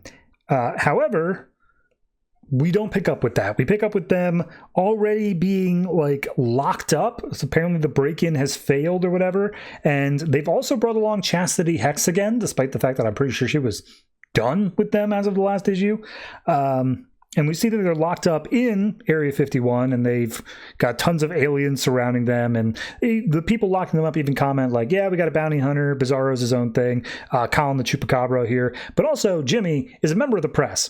And if he gets out, he's going to leak this whole thing like wide open. So they just lock him in Gem Pop and throw away the key. To which point, Jimmy puts on a pair of sunglasses that I guess he got in through whatever. And this is how he contacts the X-Files members. He keeps calling one of them Chicken Stew. I have no idea why, but regardless, it's just like, oh, what do you mean there's going to be a problem? What do you mean there's an issue? The rendezvous needs to happen in 20. And Jimmy's like, yeah, well, that's not going to happen. So we cut back to 3 days earlier saying, all right, we got to break into Area 51. And they explain the army has been using Area 51 to illegally imprison aliens and take their tech. And Argus wants that tech, but we can't just like launch a coup against the army. So you guys are essentially going to be our Suicide Squad of plausible deniability. That's what we want. And in return, we'll send you to Vegas and give you $50,000. And they're like, sold. So we see yesterday they're driving to Vegas. They check into the Lux Luthor Hotel. And as they come in, we see that they called up Chastity again because why not? She could easily help them out in this situation. Bizarro walks by a blackjack table. He's like, oh, can I do that, please? And so Jimmy hands him a $100 bill. Immediately, he thinks it's going to be gone, but it turns out Bizarro is a savant at blackjack. He's just fantastic. And Jimmy's like, hey, man, are you counting cards? And he's like, of course I am. 1, 2, 3, 4. And at that point, one of the people comes over saying like, oh, your private host has upgraded you to the penthouse. May I show you where that is? So Bizarro leaves with all of his chips, and Jimmy's like, look, my friend's from not around here, but we prefer not to be asked any questions. And he's like, no, whatever, man. Last week I had the Bialian ambassador and his ferret circus. Don't worry about it. So they get up to the penthouse, and Bizarro wants to spend his money immediately on a giant gold chain of his Bizarro symbol. And Jimmy's like, how much did that and our matching suits cost? And he's like, all of it. That's why. So we then cut back over to now, where they are in the exercise yard of Area 51, and Chastity's like, well, if it were up to me, I would go up to the meanest, baddest looking guy here and beat him up until they took us to the boss man. And so they look around trying to find the meanest looking guy, and they find one that looks very much like Kilowog. Turns out his name is Tallywag. His cousin is Kilowog, and Kilowog told him that Earth is a great place to chill out at, but he got caught by Area 51. So Bizarro comes over and says, like, hey, you're in my spot. Tallywag's like, get out of here, you poozer. And he's like, you're the poozer. And Tallywag's about to throw fists when all of a sudden Cullen pops out from behind Bizarro. And apparently Cullen is the most terrifying thing in the universe. Everyone's scared of Cullen. So he's like, oh, I'll go get you the boss. Just don't eat me. And the boss's name is the Big Monk. So we then cut back over to Vegas from yesterday. We see Jimmy goes out to talk to the X-Files guys when all of a sudden Jimmy's phone rings. Bizarro picks it up, and Bizarro's like, check out my Jimmy Olsen impression. And apparently he does a damn good one. But it's Jimmy's publisher on the line saying, hey, Olsen, I'm sure you're sick of that Bizarro character, because after all, you're only hanging out with him to do this book. So why don't you get out of there and get home, and you can stop pretending to be friends with him. And Bizarro crushes the phone in his hand. So we then see, cutting to now, Jimmy picks up that there's a little bit of hostility from Bizarro, but he's like, all right, well, we got to stick with the plan here first. We also see a bunch of gray aliens, which I think were back in like issue 1 or 2, that recognize Cullen and say, wait a minute, is that him? It's him. Oh, hey, we found him. So we then see the Big Monk is actually just like, it's a Hilvin. It's the same as Bidge, the chipmunk Green Lantern. It looks like a squirrel, but it's not. And Bizarro's like, oh my God, you're adorable. Look at you, you're so short. And he's like, yeah, you're going to make me angry. And so they end up fighting with each other, but they fight in a way where the guards come in just as Monk rips apart the power dampener that was around Bizarro's neck this whole time to make sure that he couldn't break out. And the guards are like, wait a minute, hold on. Shouldn't you have a power drain on you? And he's like, yep. So we then cut back to Vegas, where it's revealed that Big Monk was actually in on the plan the whole time, and in return, him and all the other aliens would get to leave, so they just needed to break out Bizarro's power dampener, so Bizarro just immediately takes out all the guards, but a big tank or a big gun rolls in, ends up blasting Bizarro through a wall, and on the other side of the wall is a bunch of alien-confiscated tech and related items, to which Jimmy's like, hey, you know, we're going to get everything out of here in just a minute. We just need to hop into their armory for a second. So we then see Jimmy is wearing Hawkman's gear. Chastity is wearing Adam Strange's stuff. And Bizarro is wearing Superman's Golden Age outfit. And this is the Raphael Albuquerque page. So it does look nice.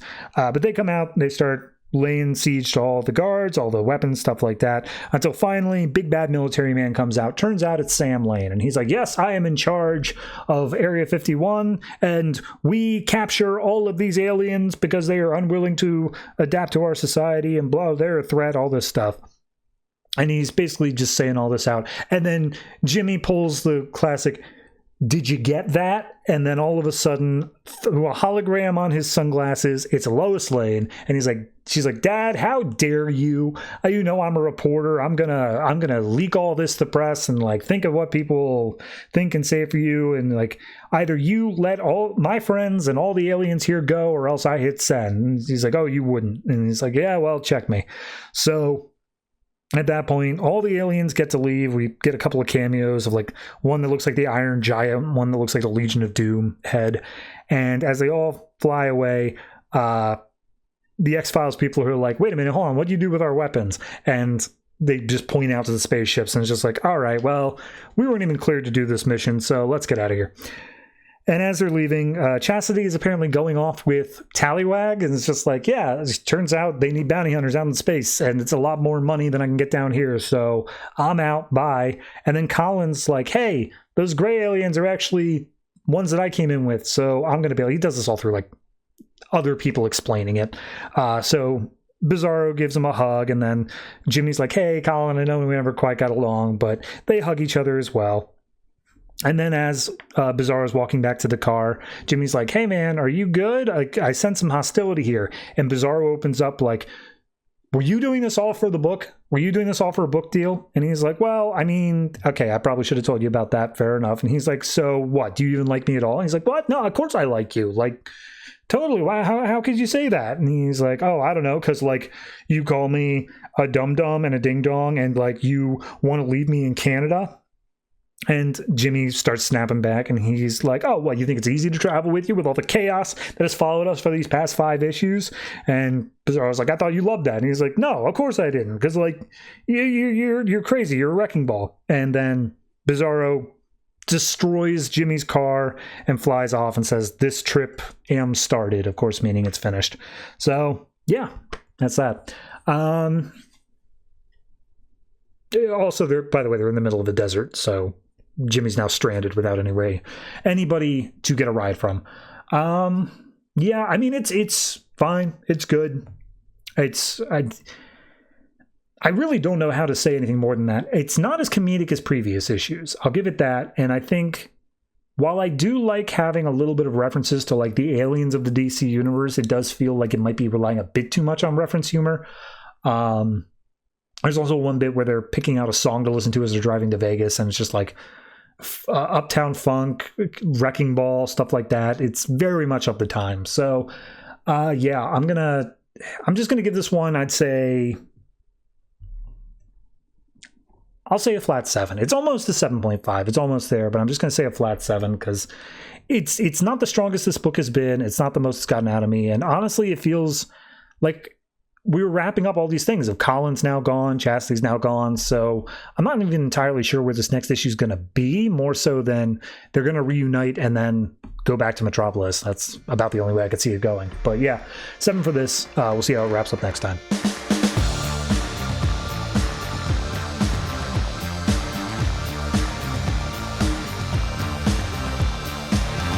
Doomed number 5, written by Scott Lobdell, art by Javier Fernandez. So last issue, we ended on a reveal of, I think her name was Jane, is looking up stuff. She realizes that it was doomsday spores that Reiser got infected with. And then Superman shows up and says, hey, let's talk.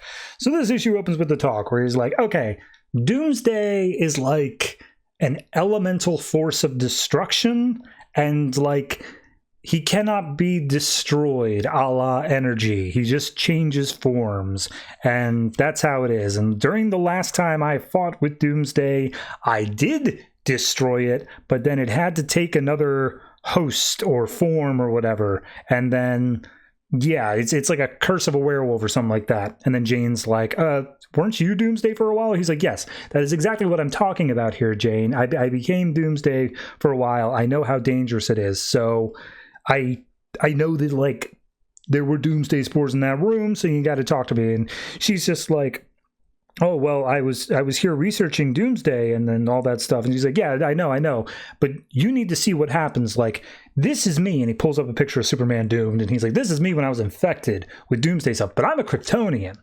It affects me very differently than it's going to affect a human. You can imagine what that would happen. And then Jane's like, please don't hurt him. He didn't do it on purpose. And he's like, what do you mean he? Dear God, is this already out there? You got to tell me what happened. So we cut over to Reiser, who's just sitting on the edge of his building looking out at the city. Roman comes up and is like, hey, I'm going to go for a late night jog. You want to join me? And he's like, no. And he's like, okay, well, it seems something is wrong with you, Reiser. So how about when I get back, we talk it out, bro to bro. And Reiser's like, okay. And then he just mentally talks about how awesome of a bro Roman is. And then he hears the door swing open behind him. He's like, what, back already? I'm not coming out to jog with you. And then we see Superman standing there, and he recognizes him because he lives in the same building Clark Kent did. He's like, oh my God, Clark Kent, I now recognize you as Superman because your identity's been outed since we did issue 1. And Superman's like, hey, Reiser, I heard you went through some stuff recently. You can call me Clark. I just need to do a quick scan real quick. Usually I'd use X-ray vision, but I don't have all my powers. So he pulls out this little scanner thing from Star Labs, and he looks over all the different aspects of Reiser's body, and he's like, nothing's wrong. I don't see anything wrong with you. Nothing in your genetics have been changed. And Reiser just runs over, hugs him, just like, that's the best news I've heard in a long time. Thank you so much. So then, again, he has little mental things of saying how cool Roman is, but we see Roman's preparing for his jog, and then all of a sudden he gets this red spark in his leg. It seems like a cramp, but he's like, no, not again, not now. We'll get to it. So Superman is then talking to Reiser. He's like, look, okay, here's the thing. Jane told me everything. I know that you were infected with, like, doomsday stuff, but, like, my first priority is to protect the planet because, again, we're talking about doomsday stuff. So there's no easy way to say this. You've been infected by doomsday spores. And Reiser's like, oh, that makes sense now. Okay. Yeah, you had the whole Star Lab. That makes sense. And he immediately asks, is there a cure? And he's like, for a human? I don't know. Like, I cured myself by going into the heart of a sun, but that ain't really going to work for you for obvious reasons. And Reiser's like, so I'm just going to keep turning more and more like Doomsday? He's like, bro, I don't even know how you still look human now. Like, I was after 2 issues, I looked like Doomsday. I don't know what's going on. And Reiser's like, well, maybe I'm okay now. Maybe it just, like, burned itself out. I feel fine. I don't think anything's even wrong with me. He's like, okay, well, that's a lot of maybes, and I can't risk the planet for that. So I need you to come with me. We're going to go to Star Labs, and we're going to get you officially looked at and put into a safe area. And he's like, oh, what, looked at like an autopsy? They're going to tear me open, man. They can't. Oh, God, it's all going downhill. And Superman's like, whoa, hey, look, I get you're upset, but, like, we're dealing with dangerous forces here. And we see Reiser starts to turn, and he's like, oh, you don't have to lecture me about power. So he turns into Doomsday, or whatever his version here is, and he knocks back Superman. And Superman looks around afterwards, and he's like, wait a minute, hold on. He can't fly. Does that mean that he jumped? And then we cut back over to Roman, who is still freaking out. He's talking to some ethereal force that's basically saying, hey, ever since you were almost involved in that shooting, you made a deal with me, and you were happy to see me then, and now I'm on my sacred duty. So yeah, I'm going to keep on using your body as I see fit because it is my task, my glorious task, to hunt down monsters. And we see it's the Alpha Centurion, as we've already covered. That's the... I guess it's not alter ego. It's a possessing force. And he's like, oh, you will allow me access to your form so I can fight against monsters in glorious battle. And Roman's like, well, why now? Why do I have to do this? And he's like, oh, they're creatures from other world, and you are my means to slay them. So we see Reiser's just jumping across town, just like, all right, I probably shouldn't have punched Superman. That was probably a bad idea. And then Superman just comes in and, like, tackles him into an ocean liner. And Superman's like, look, I get you were upset. I'm giving you one more chance out of this. I get you were a bit of a genius. That's the only way you could have worked at Star Labs. You have to recognize you can't do this by yourself. Let me help you. And it seems like he's about to reach out and help when all of a sudden Superman is hit by an anchor. And in comes the Alpha Centurion saying, like, this human seeking refuge with a monster. How dare he, whatever. So now it's Alpha Centurion versus Doomed, and he's like, fall before the might, you monster. You're more pathetic and puny than what I would usually deal with, but whatever. I guess I sensed there was a monster in the area, so that must be you. And Reiser's like, who the hell is this guy? He's punching like a truck. What is happening? So at that point, when he calls him puny, Reiser does decide to fight back by throwing the anchor chain at Alpha Centurion. It does absolutely nothing, and he manages to just throw Reiser halfway across the shipyard because of it. But as he's going for, like, the final punch, he's like, oh, well, all right, I will take this kill as glorious as it needs to be. That's when the Superman comes up, splits him up, and he's like, all right, children, I don't know what's going on here, but you're tearing up my city. So at that point, Alpha Centurion starts to explain to Superman. He's like, as I was explaining, this monstrous danger were afoot. The pavement behind them starts bubbling up, and as they turn around to look over at it, it's a giant, I wouldn't say kaiju-sized, but building-sized, small building-sized monster comes out. And Centurion's like, oh, that must be the monster I was looking for. So, yep, that's the issue. This book ends in one issue. There's not going to be a resolution. There's not going to be anything that feels good at the end here. Like, we're not going to get a cure. We're not going to get anything else. I really have nothing to offer for this book. So, I don't know. It's on its own. I can appreciate Superman showing up. Like, it's not good.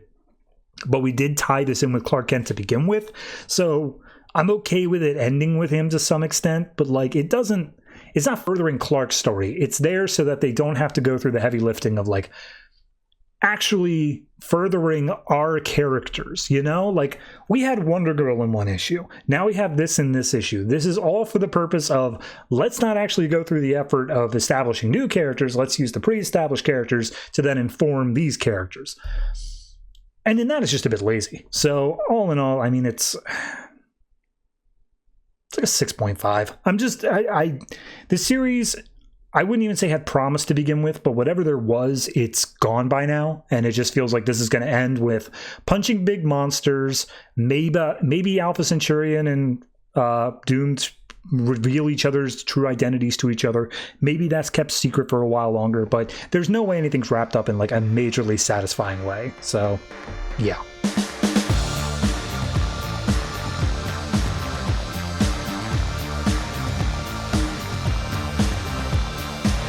Batman and Robin Eternal #3, written by Tynion, Snyder, and Seeley, art by Paul Pelletier and Scott Eaton. So, last issue we had the whole big thing of like everyone finding out about everything except for Jason Todd, who was at a bar, and then we ended with Cassandra Cain and him squaring off. It actually ended, and this one opens, with Red Hood on the phone with Grayson saying, like, yeah, no worries, I got this under control, because he's got Cassandra in the sight of his guns, saying, like, what is she going to do? It's like a 90-pound girl. Fast forward to, let's see here, 8 minutes later, Red Hood's getting his ass handed to him by Cassandra Cain, just like, okay, all right, well, you and I can see you sizing me up and all that other stuff, so the only way I'm going to be able to do this is with Shing, and then he takes out a whole bunch of like blades from his arms and says this is Japanese military wholesale. So before we see the rest of the fight, we cut over to Poppy, who I genuinely thought was out of this book, but it turns out she's still here. She was the person that Grayson was partnered up with that was previously with Spiral. Turns out Spiral has little nanite bug things that are crawling over her skin, and she takes a magnet to them and then eats them, because that's also her thing, is that she had like a metahuman stomach or something. And so they all are disabled now. She can no longer be tracked, except some of them make it onto her phone. And that's that. So we cut back over to the fight between Cassandra and Jason. He's swiping away at her, and it looks like he's got a real good shot lined up, but that's where Grayson comes up, stops, and says, hey, she's cool. She came here. She was trying to protect you from a different assassin. We've all been targeted. And he's like, well, why didn't she say so? And it's like, she doesn't really talk except for one word, which I'll get to in a minute. And he's like, all right, well, she interrupted my game of pool, but I was going to lose anyway, so we'll call it even. So Jason pours himself a beer and just like, all right, so what brings you back in town, big brother? Talking about it like 1984 sort of sense. And just like, hey, there was so much, a cannibalistic Brit, and then like this list with our names on it, and then a guy in a gas mask, and you're basically where I'm at now. And he's like, well, yeah, that doesn't make any sense the way you put it there. And then all of a sudden Harper, who's joining them along despite being gravely injured, is doubled over in pain, and Tim's like, hey, we need to get her like actual medical attention. This field dressing stuff ain't holding up. And so we see they are all brought over to the Batcave, and they load Harper up on one of the like med tables or whatever. Spoilers there, and it's just like, hey, you're going to be fine. This is where Batman's butler always put him back together, or so I'm told. By the way, Batman has a butler, a battler, you might say. And Grayson also goes through and tells them all and plays the tape that Batman said of like, oh, it was my greatest regret, blah, blah, blah. And then they look over at Cassandra and just being like, all right, well, she clearly knows something. How do we get it out of her? And Grayson's like, I don't know. She only ever said the one word mother. That's it. I got nothing else. And Jason's like, let me have a check. And he's like, all right, well, you can tell us what, or I'm going to break it out of you. And Grayson's like, yeah, that doesn't work. If she could talk, she would. And like, he tries to be like diplomatic about it. And then Tim steps in just like, no, you guys are both wrong. She's got the mentality of a child. Does anyone have any candy? We can offer up candy. And Cassandra just looks up at them. She taps Jason's hand, Tim's head, and Grayson's chest, and then walks away over towards Harper. And they're like, what the hell was that? But then all of a sudden Grayson's chest starts bleeding, and It's not exactly where she touched him, so I don't know if that's related or not, but regardless, it turns out to be one of the nanites, one of the things that's like burrowing into his flesh. And he's like, all right, hi, yes, I got the message spiral, what's up? And they're like, you turned off your comms and got rid of your hypnos. We needed to get your attention. So they wanted to say Poppy's gone off the grid. She's gotten rid of her tech stuff. However, some of the nanites got into her phone and they were able to get a few things off before they ended up dying because they need organic material to survive. And it turns out that she made a bunch of calls to, well, hold on, I'm getting ahead of myself. First and foremost, they scoured the spiral database looking for Mother. Turns out that only one thing came up, which was from Agent Zero trying to set up Spiral in the first place. Mother approached them and basically said, I can get you a person. I can build a human being for whatever arises. And so they're like, why would Bruce have a need for a human trafficker or like designer human beings? And Jason's like, I don't know, maybe if you need child soldiers or 3. And everyone's like, what? So then we cut to a flashback where it's just after they were dosed with some fear toxin. Dick is still like coming down from it. Batman's like, you got to tell me what you're seeing, man. What's going on? The injection didn't work. What did you feel? What did you see? And he takes off the cowl and talks to him just as Bruce. And Dick is like, oh my God, it was terrible. At first it was like a panic attack and then like a low rumble inside me. And then it was just sheer terror. Everyone I love is dying. It's horrible. And it just never. And you said that I was an embarrassment, that you were ashamed of me. And in my worst nightmares, that's my biggest thing, is that you regret ever taking me home. It revealed my biggest fear, that I'm not good enough to be Robin. And Batman doesn't say anything to help this kid through. Instead, he puts back on the cowl, runs over to the computer and says, like, get me all the details we have on like all these psychedelics and dissociatives and all those other stuff and whatever else. And then Dick calls out to Batman like, hey, Batman, you got hit by it too. And you just said that like our inoculations didn't work. What did you see? And he says, I saw nothing. So we cut back to now, and Helena's like, yeah, and again, all the phone stuff says that they managed to read some stuff on the phone. And the one thing that they got where there was a bunch of outgoing phone calls, and they're like, oh, was it to Mother? And it's like, maybe. It was to Beacon Tower, where right now there's a gala going on in honor of a Mr. Bruce Wayne. And Grayson's like, God damn it. All right, clearly this is all related. So he hops on his bike. He tells everyone, you all stay here. Red Robin, you're the man behind the computer. I'm going out to deal with this because none of this is going to matter if Bruce Wayne is dead. So he rides off. We see Harper sitting up. She's all stitched up now. And she sees Cassandra hiding out in the shadows. And Cassandra just does like the little finger thing of like, come here. And Harper's like, on one hand, I was told to stay put. On the other hand, a ninja lady wants me to explore the Batcave. So we see that she's obviously getting up. Red Robin gets behind the computer. And we cut to Beacon Tower, where there's a chef who's like, oh, Mr. Wayne, we're so happy to have you here. Yeah, you could make or break careers, Mr. Wayne. And so I'm here to show you the best night of your life. This is fantastic. And all the while he's talking, you see people with their fingers to their ears saying, yes, Mother. So he's like, oh, yes, let me assure you, I can guarantee that this will be an exquisite experience. I guarantee that you would be happy even if it were your last meal on Earth. And as he leads him back into the kitchen, there's a bunch of people with hatchets that are all coming to attack Bruce Wayne. So what does it mean? I don't know. It's something to do with Mother. I will admit the Poppy thing is it's probably the weirdest part to me. The idea that there is like this character who was in like one issue of Grace, maybe 2, and now she's like this recurring thing that's kind of a big threat to the entire plot. So that's kind of the weirdest part for me. But when it comes down to the rest of it, I mean, I like how this is unfolding. I like how Cassandra is developing as a character. She's clearly got her own motivations and stuff going on, but they are playing it close to the chest, and I like to see how that's coming out. And then I like the fact that they kind of all came to the same conclusion, that Mother maybe designed the Robins as a thing for Bruce Wayne, a thing for Batman. So getting that early on rather than having it be this long drawn out reveal is very refreshing. So no matter what's coming out of this, I'm at least pleased with the pace of it. I think it's going to be a nicely paced story. I like the art style as well for the most part. So Yeah, this one I'm easily going to give it an 8. I think that it's only gaining my interest as things proceed, so I'm looking forward. Hopefully this doesn't have the problems of the original Batman Eternal, where we're going to hit about issue 12 and then it's just going to stall out for like 30 issues. Obviously it's a 26 issue series, but same sort of deal. But no, 8 for this. Looking forward to the next one.